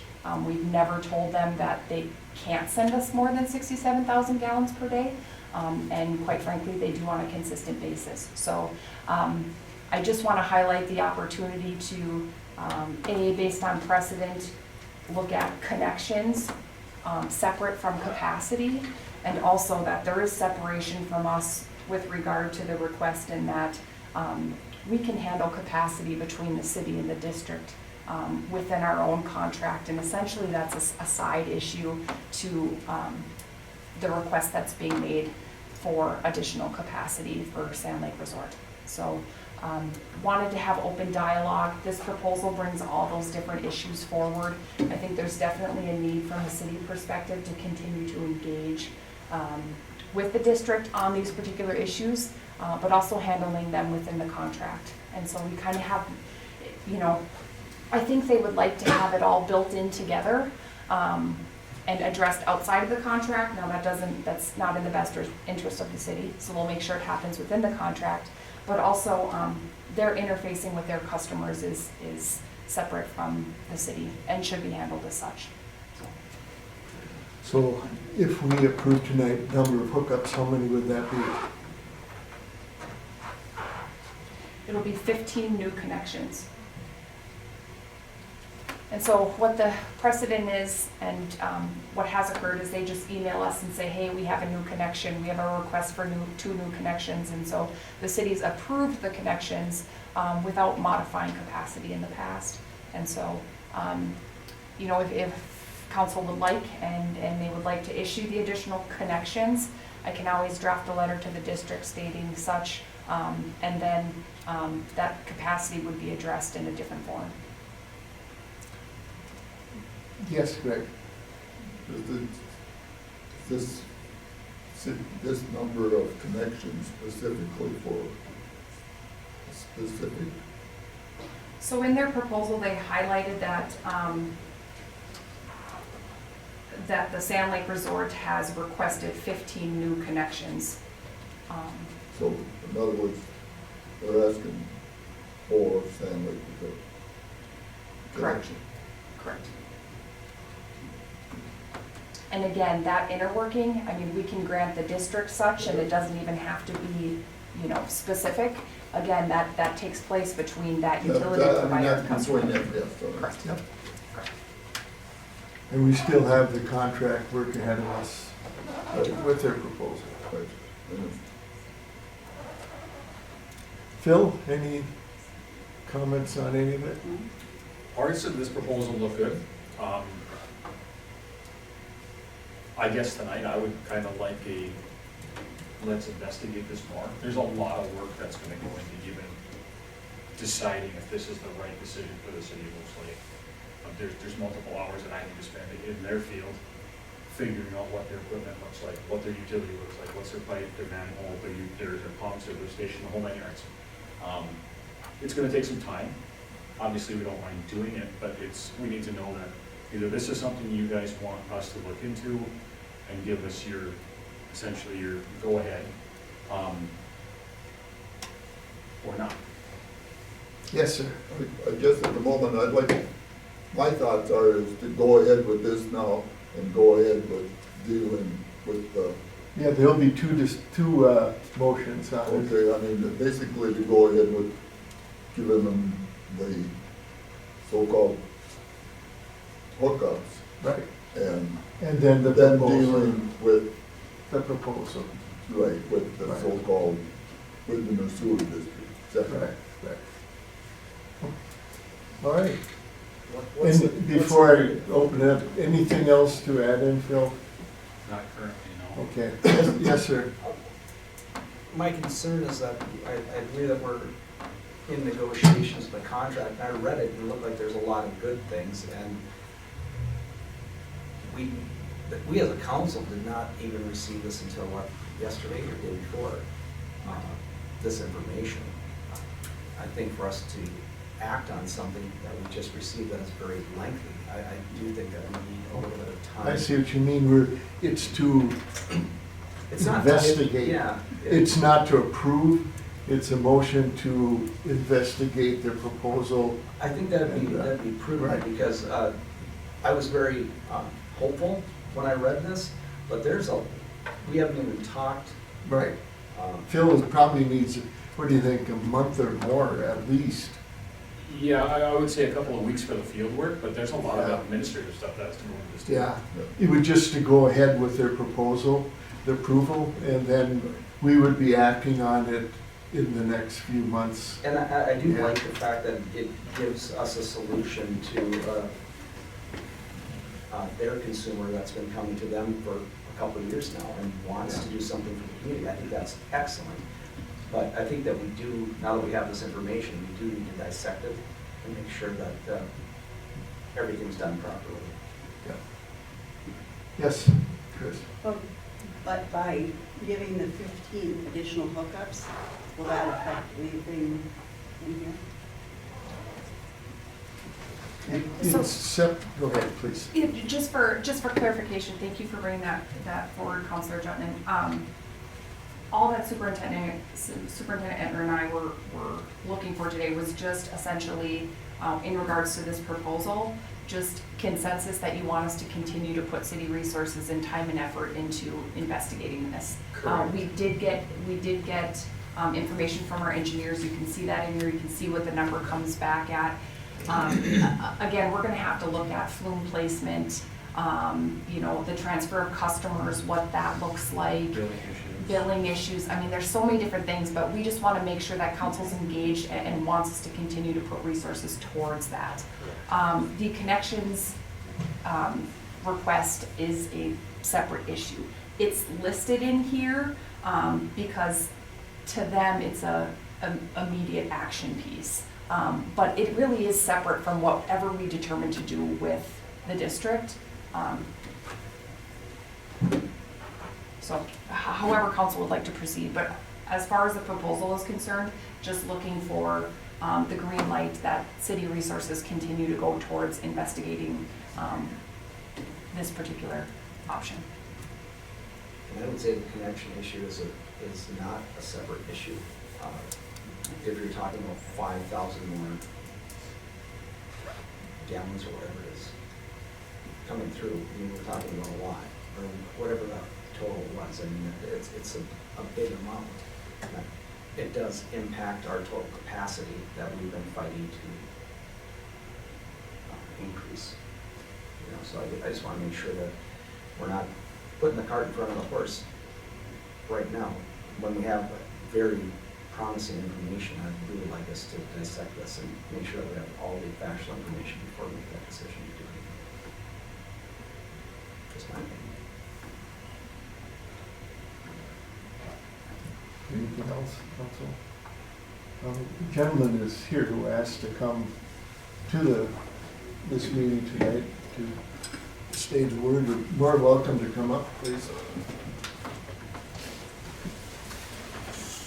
If you'd state your name for the record, please. Mark Lambert, Sand Lake Resort. Never miss a chance to make an audience, right? Make an appearance, so thank you. Mr. Mayor, Administrator, Council, the 15 hookup seems like a very equitable solution to the problem, and I would be willing to withdraw my request for the 5,300 gallons, which is what I thought we needed to do. I think that maybe we were working too hard or too intense at that. If the solution is that the district can, with your nod, grant me the 15 hookups, that solves the problem.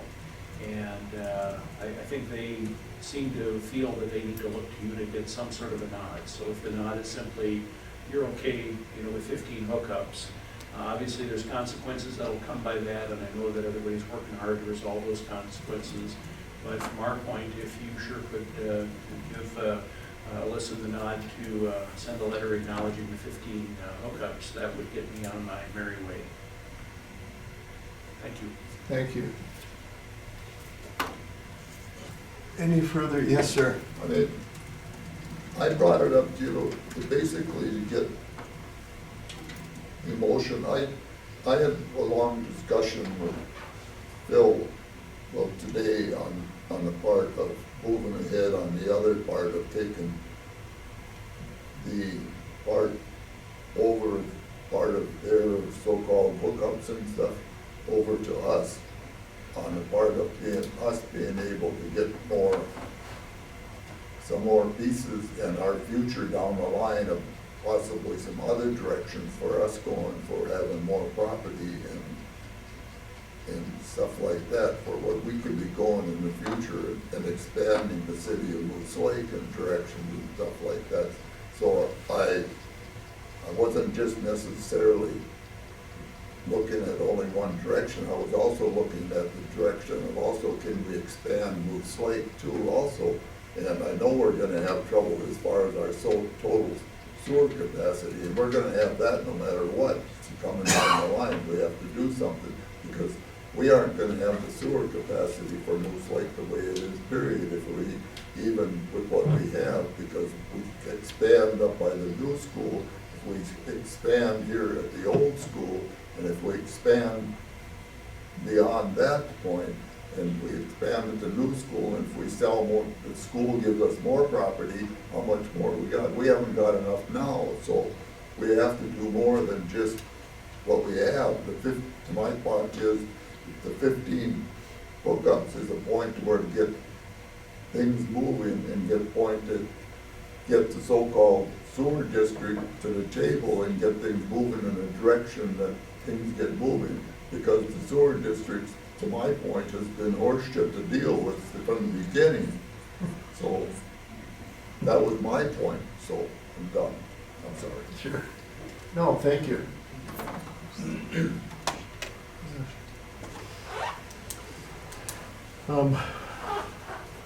I guess it's up to the council here. We've got two issues. We can ask for consensus to move ahead on the proposal from the sewer district first. That'll give direction for the staff to start working with the sewer district. Consensus, Greg? Yes. Yes. Chris? Yes. Yes. So you have consensus to move ahead with that proposal and start that research on that, those properties up past Kenwood, Correct, Kenwood North. and looking at that equipment. And there's possibilities to me that it's a negotiation part. By taking them over and not moving the flume may be part of the discussion that we solve with them.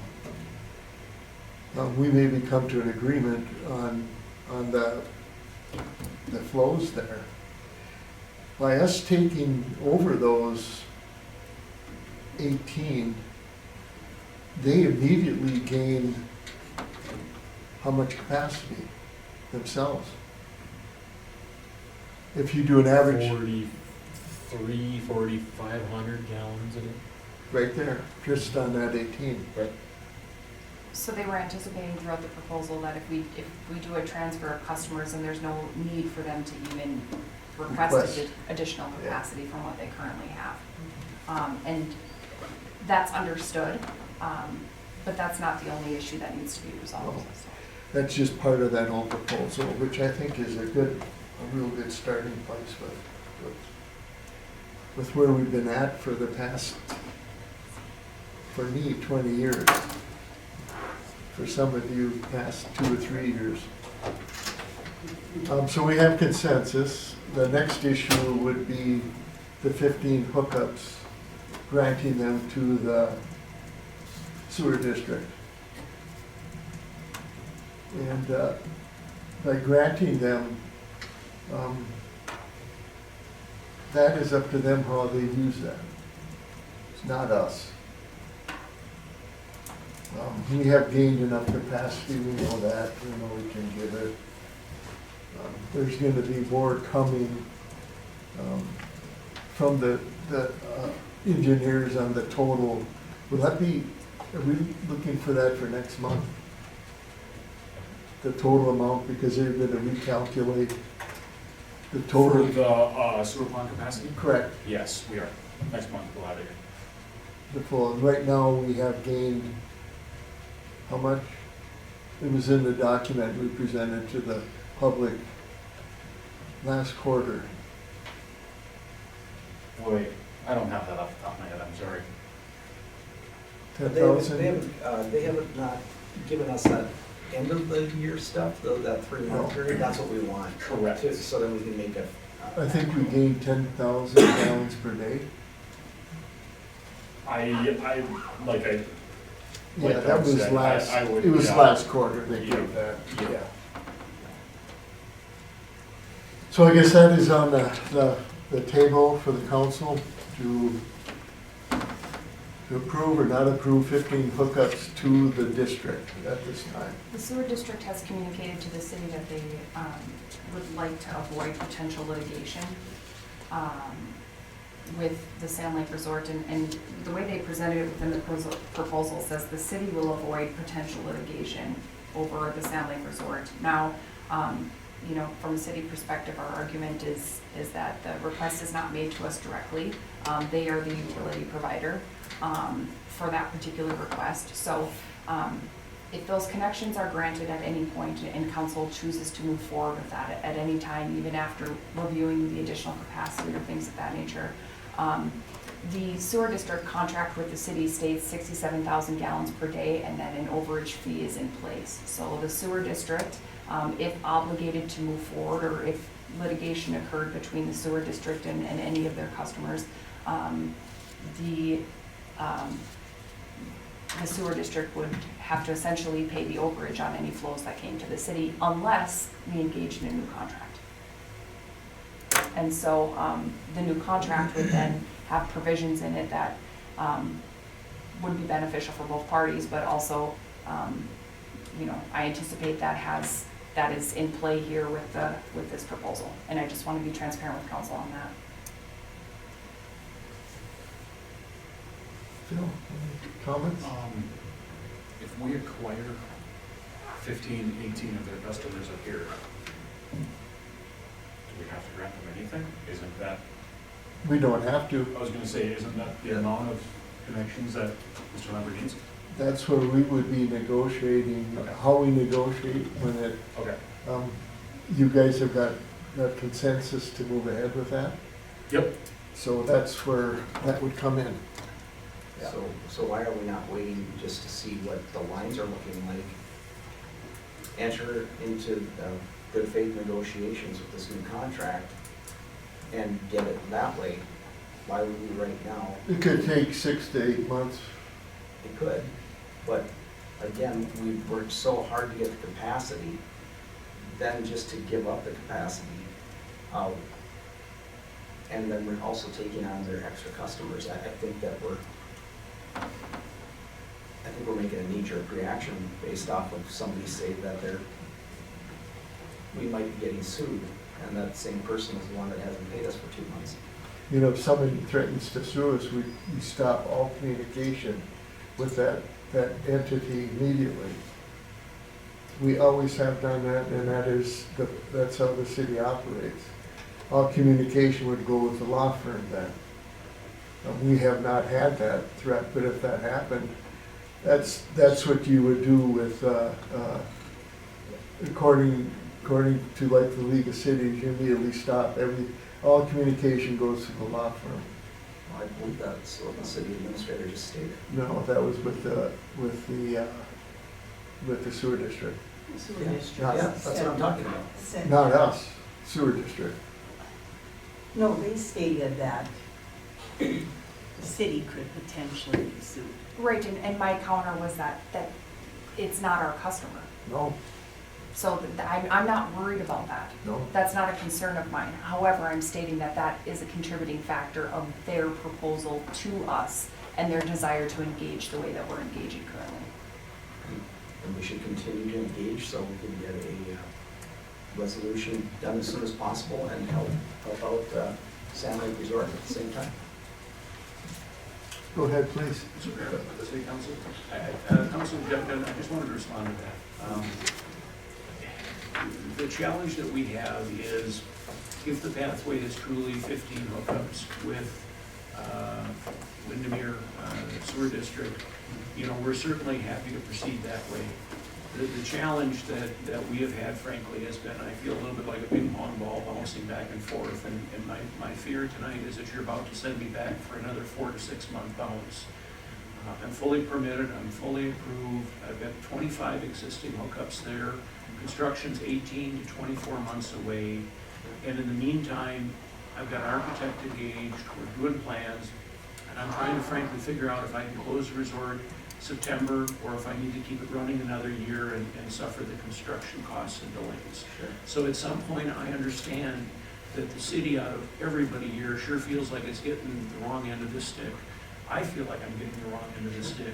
I guess my request for you is, if you're gonna negotiate with them, if you could find a way to maybe make a contingent offer where take the 15 if you need them now, avoid the litigation, which frankly, it's not aimed at the city, as you guys know, it's aimed at the sewer district. Oh, definitely. And then as you negotiate the takeover of that, if you want to claw your 15 back from them, if you do take that back, claw it back from them then.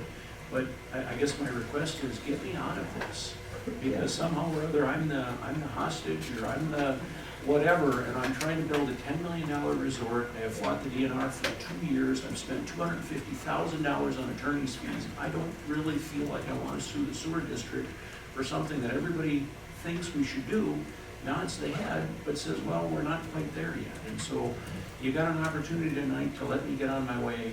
I'd ask if you could make your resolution to, or consensus to let us have the 15, and then maybe it's subject to taking those 15 back if you do take over that neighborhood to bring the count back to where it is. I'm not asking for a hat trick, I'm just asking for something to say, you know, help me move on and help me do what I've been fighting to do for 2.5 years as opposed to another 4 or 6 months. Thank you.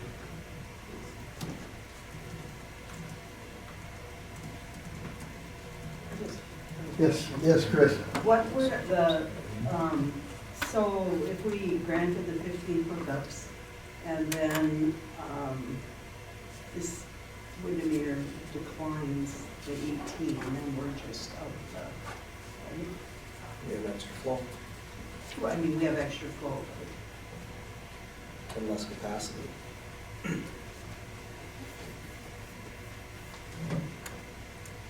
So at that point in time, they already exceed their 67,000 gallons per day. So if they're sending us additional capacity at an overage rate that is significant over their base rate, they will be paying us substantially for the overage of that extra flow. Unless they engage in a new contract, and essentially they would have 18 to 24 months prior to receiving any extra flow in order to address the outstanding issues. But it does start a clock on the other end. We have worked extremely hard for additional capacity and need to be very mindful with our development opportunities that we have going on here. We do have information at this point in time that we can make decisions off of. We'll have new information coming next month. Another couple weeks doesn't shuffle anything too significantly, but a planned approach to how we want to handle this proposal and a planned approach to capacity is something that has to be established, I guess, at this point in time, with everything that's on the hook for development, whether it's internal or external. If we can do this in a timely manner and make this swap and get the inspection done, there's no reason why, in my mind, that we couldn't make this happen, even for next month. Sure, the flume cost to move the flume came in at $170,000. So another thing that, we've discussed is, do we forego a lining project and move the flume in 2024? Are there other ways to do it without moving the flume? What does that look like? Where would we put the flume? Maybe if we're gonna make it a significant project and utilize the capital money set aside for a sewer fund project, where do we need the flume to go? All that does take, a significant amount of time just to make sure that we do our due diligence and that, council has the best information to make decisions on.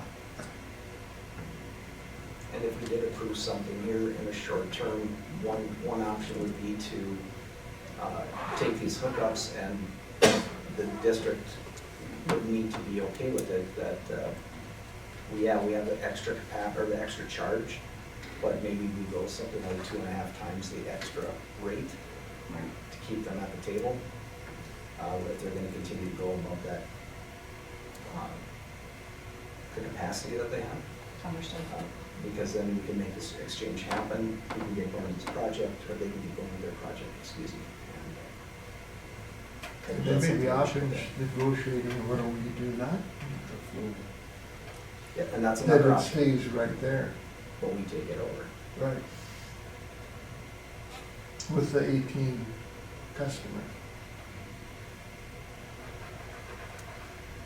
We haven't even started it, we just gave them consensus tonight.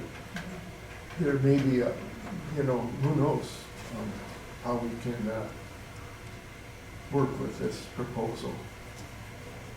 And I know Mr. Lambert has been going through this, and they've been going through this for a long time, but we literally got this draft proposal information, I think it was yesterday. And we got it Friday. Yep. So I don't think that's for us acting in the best interest of the people that we represent to make a decision, but from what I've seen, I think it's very possible that we can make something happen, possibly even next month if we have the right information, that you inspect that information, or you inspect the piping, they're okay with the units, they can get started on their project. That's how I see it, I guess. Well, that's consensus, Greg. Oh, can I ask a question first? Yes, please. Is a 4-week delay in us making a decision going to affect you significantly? No, I can make February work, but at some point I'm gonna lose a whole construction year. Yeah.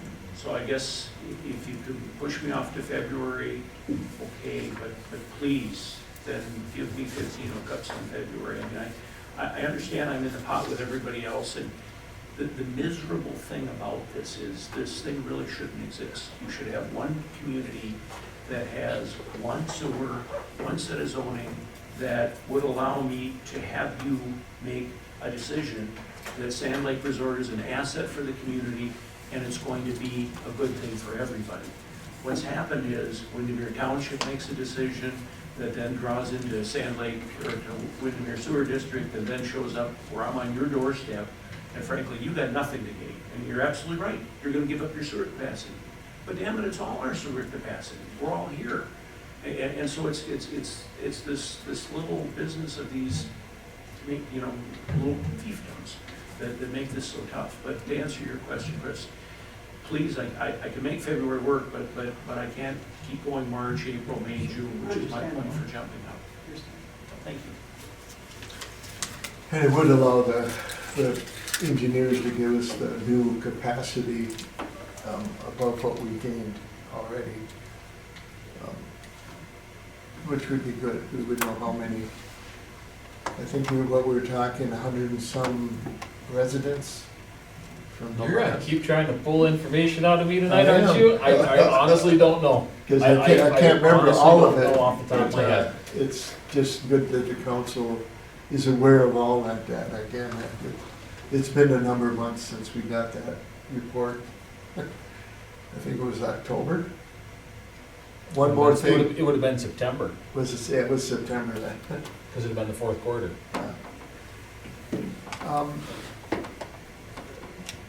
Who did I ask for consensus? Where did we Well, get? you were asking, but I mean, we already have consensus to move forward to discuss it, and he's already said he'd give us 1 month. For the record, I need to hear consensus. Greg? For what though? Consensus to, well, because I asked a question about a motion. Which one? And there was a request for 15 hookups. So consensus to go to the next month and not act on it this month, or however you want to state it. I'll just make a motion to table it till next month. There you go. Second, I'll second it. all in favor say aye. Aye. Opposed? Motion carried, so that will be on the agenda next month. Thank you, everyone. I do really appreciate your consideration. I'm very grateful. I understand the predicament, so more than anything, if I can help, let me know. Thank you so much. Appreciate Thank you you. guys. Moving on to 6K, Moose Lake Brewing Company temporary on-sale liquor license for ice bocce.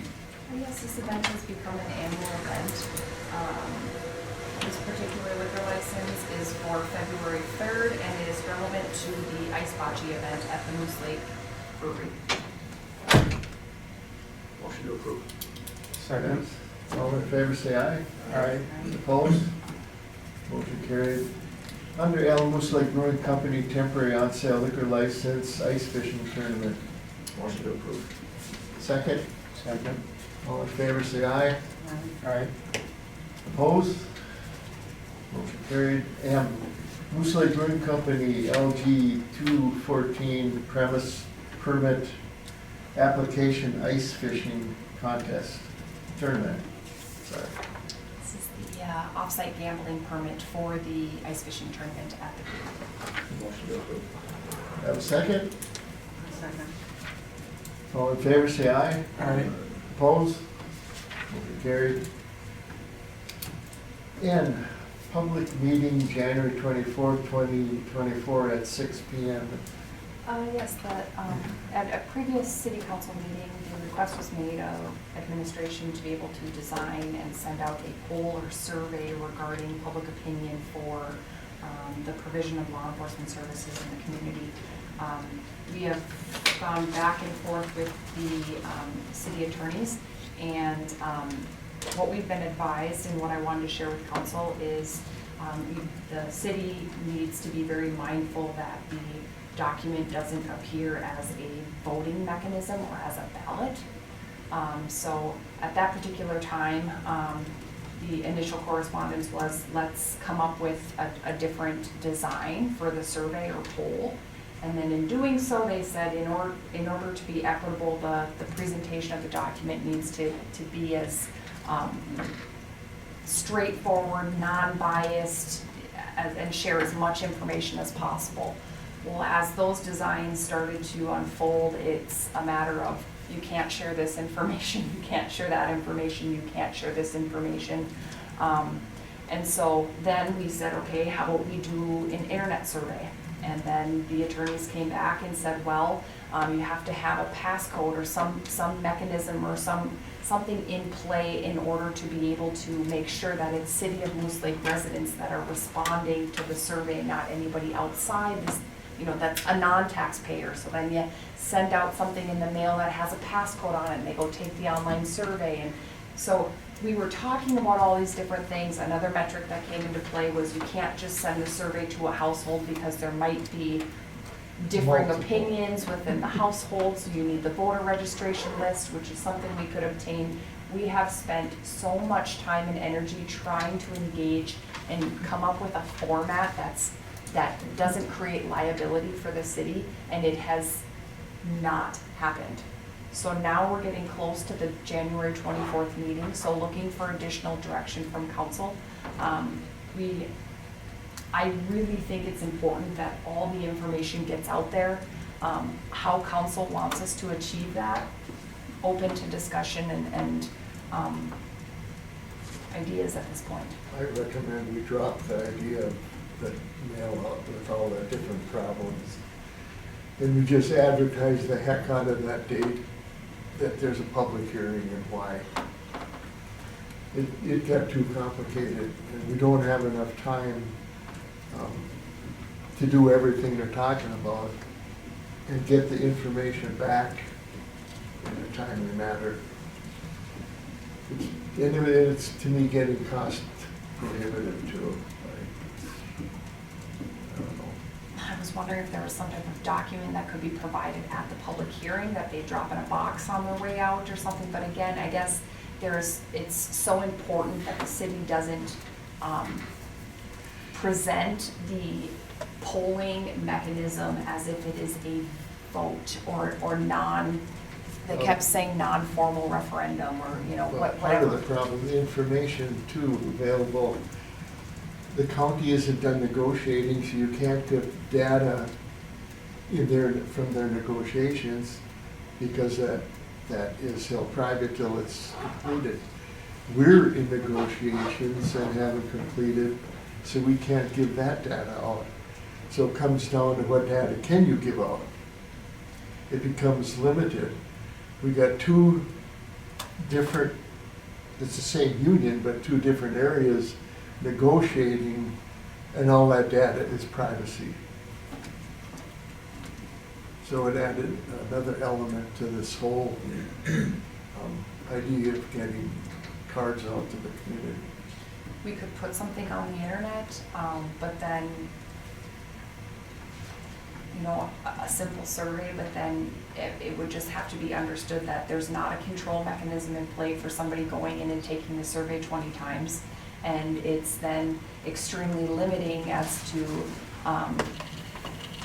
or it's unlimited in that anybody can participate in the survey even if they're not within the city limits. There's also I'm gonna say anonymity issues as far as if you're asking for, you're putting your address, putting your whatever at that point in time, then you're collecting information that then, you know, it doesn't become an anonymous poll at that point. So we've really gone through, we've presented ideas and options, and we're in a really tough spot based on all of the open negotiations and contracts and processes that are in play. It's really difficult. The public meeting is going to be an opportunity for us to share budget information, scheduling, shift coverage, expense information, staffing information, but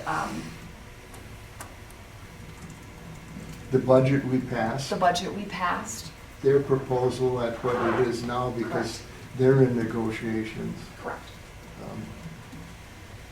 So, And so then it was, as we had that presented on that polling document that was shared with council, we said, well, let's just change the design, because they thought, well, this looks like a voting card. Let's just change the design. Well, then it was, the presentation, they said, appeared biased because it was so simple and didn't have details. It was just kind of like, this is a no-brainer. Well, to us, it's, you know, to council, to community members, it might not be a no-brainer, but from a legal standpoint, they were like, this looks biased.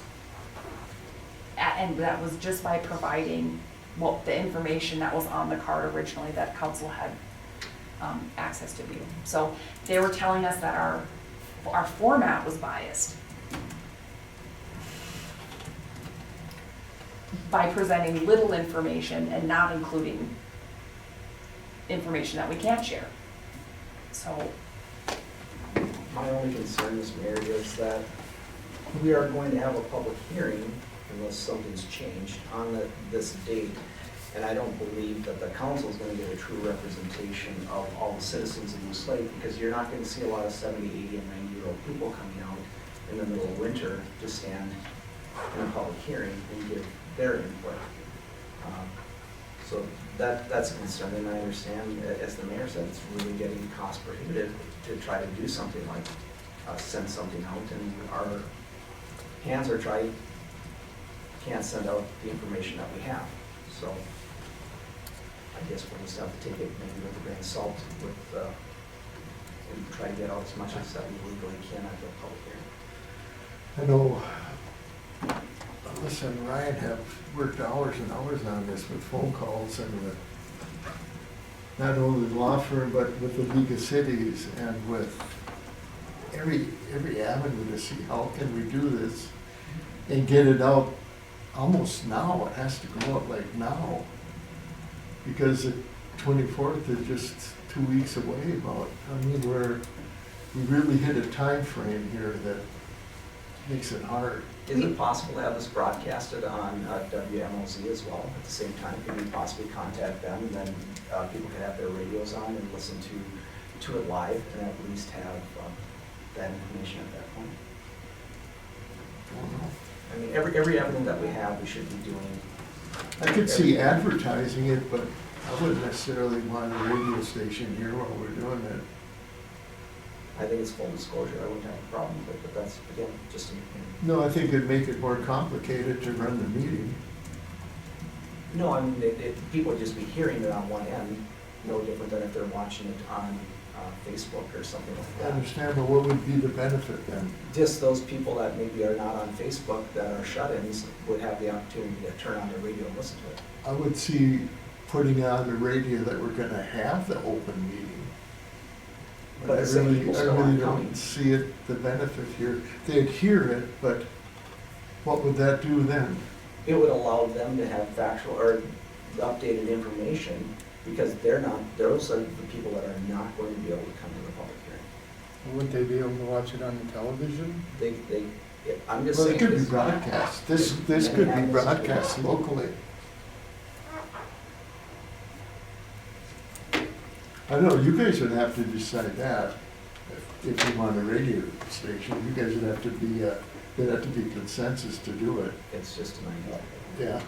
I would think that the broadcasting is on, The broadcast should be done live, or can we do that Like live? our normal council Okay, everything that I don't know what the programming is, we'd have to make sure that the programming is changed. That would be, Yeah, you can schedule anything, so. sure. And how many households do we reach on our broadcast? Well, we don't have those specific numbers from MediaCom, but like at the other venue we have with the public access broadcast is that there is an online component to that too. So the same thing that we're broadcasting to the MediaCom customers is accessible to anybody. So it might be to push that a little bit too, because I think there's a lot of people that don't realize that if they're not on MediaCom, you know, they would have to have internet access, but they could pull the same content that's getting played on our public access television. And that's where MediaCom is finding that more and more of their customers are not necessarily television customers, but they're providing internet access, you know, to customers. So still what we're doing with public access television and having that online presence of our station mirroring online what's playing on the station makes it much more accessible too. And that'd be my concern too, we have 603, 604 households, how many of the elderly population is using the internet, is going to be doing that? I don't know. I'm just saying one more opportunity for people to hear. I don't see the harm in it. Well, it goes over a large area, it just isn't Moose Lake, you're talking about many communities around the whole area. I don't know, I just question if that's really necessary. And who would be calling in? Are we gonna get calls from all these other towns and No, I'm not saying giving anyone would input? call in, I'm just saying that we just hear what's happening. I understand, but they could call in after, they could call the city office. I just don't know if that's a good venue for us. Well, again, it's not a vote from, No. you know, it's, would just be input, their personal feeling, I guess. Well, you're the council, you guys have to come up with those things if you wanna have the administration look at the radio station, that's up to you. I would say, I won't vote for that. Do you want a motion or do you want to go with consensus? It's up to you on this, because I don't know what is the cost, what is, I mean, there's different things you'd have to find out about it. They have programming scheduled, I don't even know if that's even possible. Again, I could go with consensus, and they would have to, you're gonna have staff take the time to do all that research. So I'll ask for consensus, Greg? Well, you're gonna advertise now, and it's already out that we're gonna have a meeting on the 24th, right? And it's already advertised that way, right? You're already gonna have that.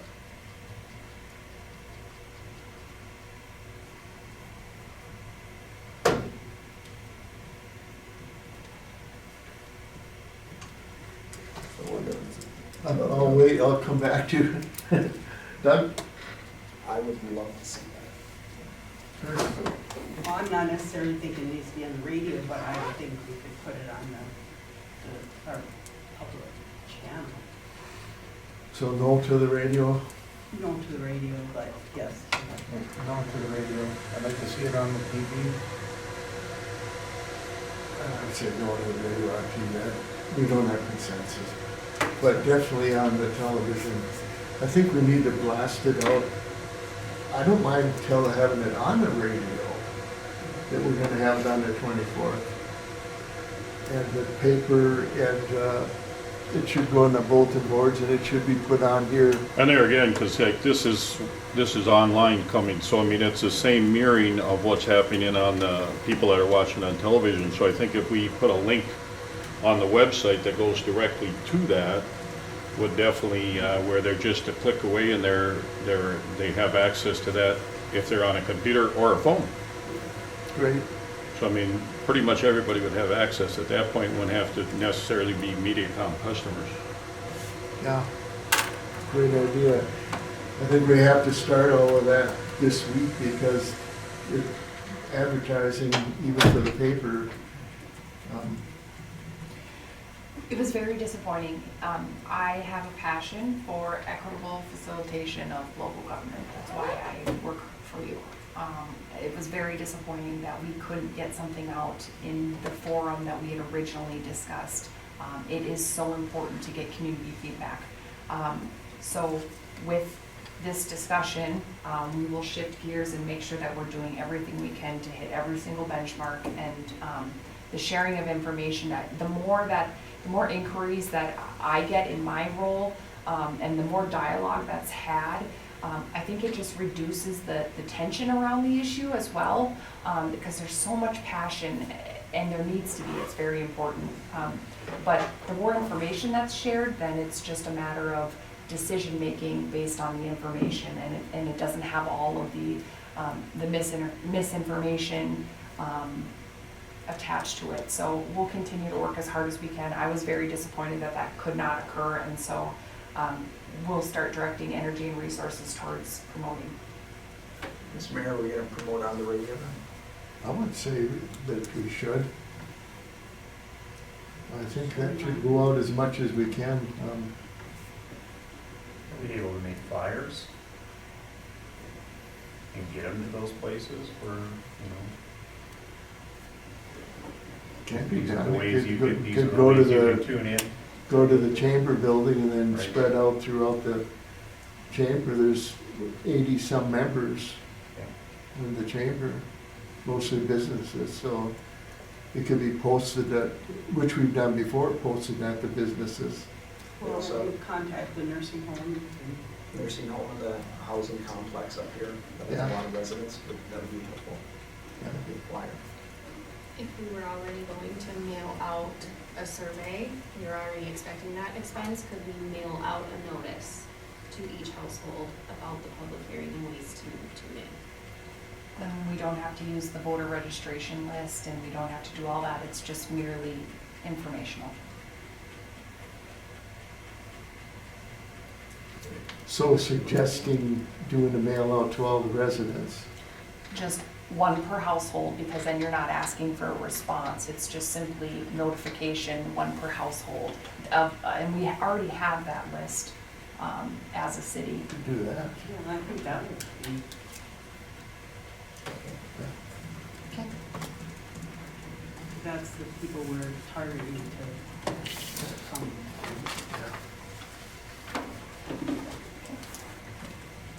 All right, moving on to number 7, reports and correspondence. Moose Lake Star Gazette 2024 official newspaper bid letter. I think that's on page 126.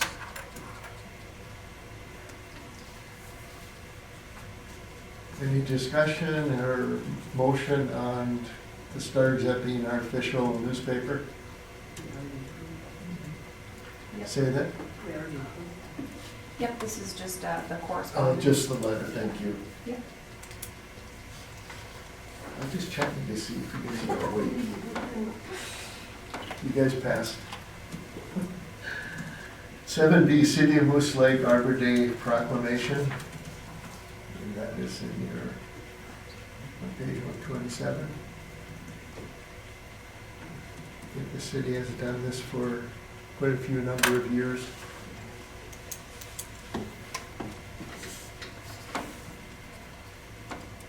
Moving on to 8, committee and board meeting minutes. 8A, Moose Lake Area Fire District Protection District meeting minutes, December 12th, 2023. Since we have Jim here, anything outstanding or need to be put to the whole community? Don't believe so.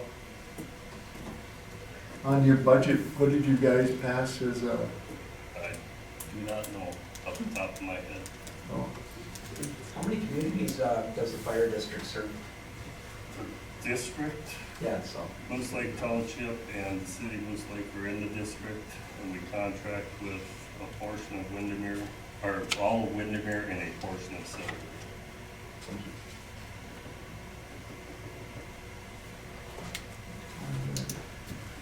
Any questions? We got Jim here, this is the time. Hearing none, moving on to 8B, Park and Recreation Board meeting minutes. There was no December, and they won't meet in February either. They did have the reorganizational meeting last night, Monday night. Monday night, and Lowell is still the president, He was nominated, yes. and Greg Nolene is the vice chair. All right. 9, announcements, regular Moose Lake City Council meeting Wednesday, February 14th, 2024, 4 p.m. right here. Moose Lake Economic Development Authority, Wednesday, January 17th, 2024, 12 p.m. City Conference Room. Moose Lake Water and Light Commission, regular meeting Tuesday, January 16th, 2024, 1 p.m. Water and Light Office. Moose Lake Housing Redevelopment Authority Board, Monday, February 12th, 2024, 11 a.m. Hillside Manor Office. Moose Lake Area Fire District, Tuesday, February 13th, 2024, 6:30 p.m. Emergency Response Center.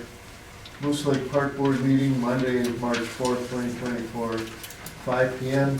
right here also. Anything from the council? Administration? Do I have a motion to adjourn? Do I have a second? All in favor, say aye. Aye. Opposed? We are adjourned. Thank you.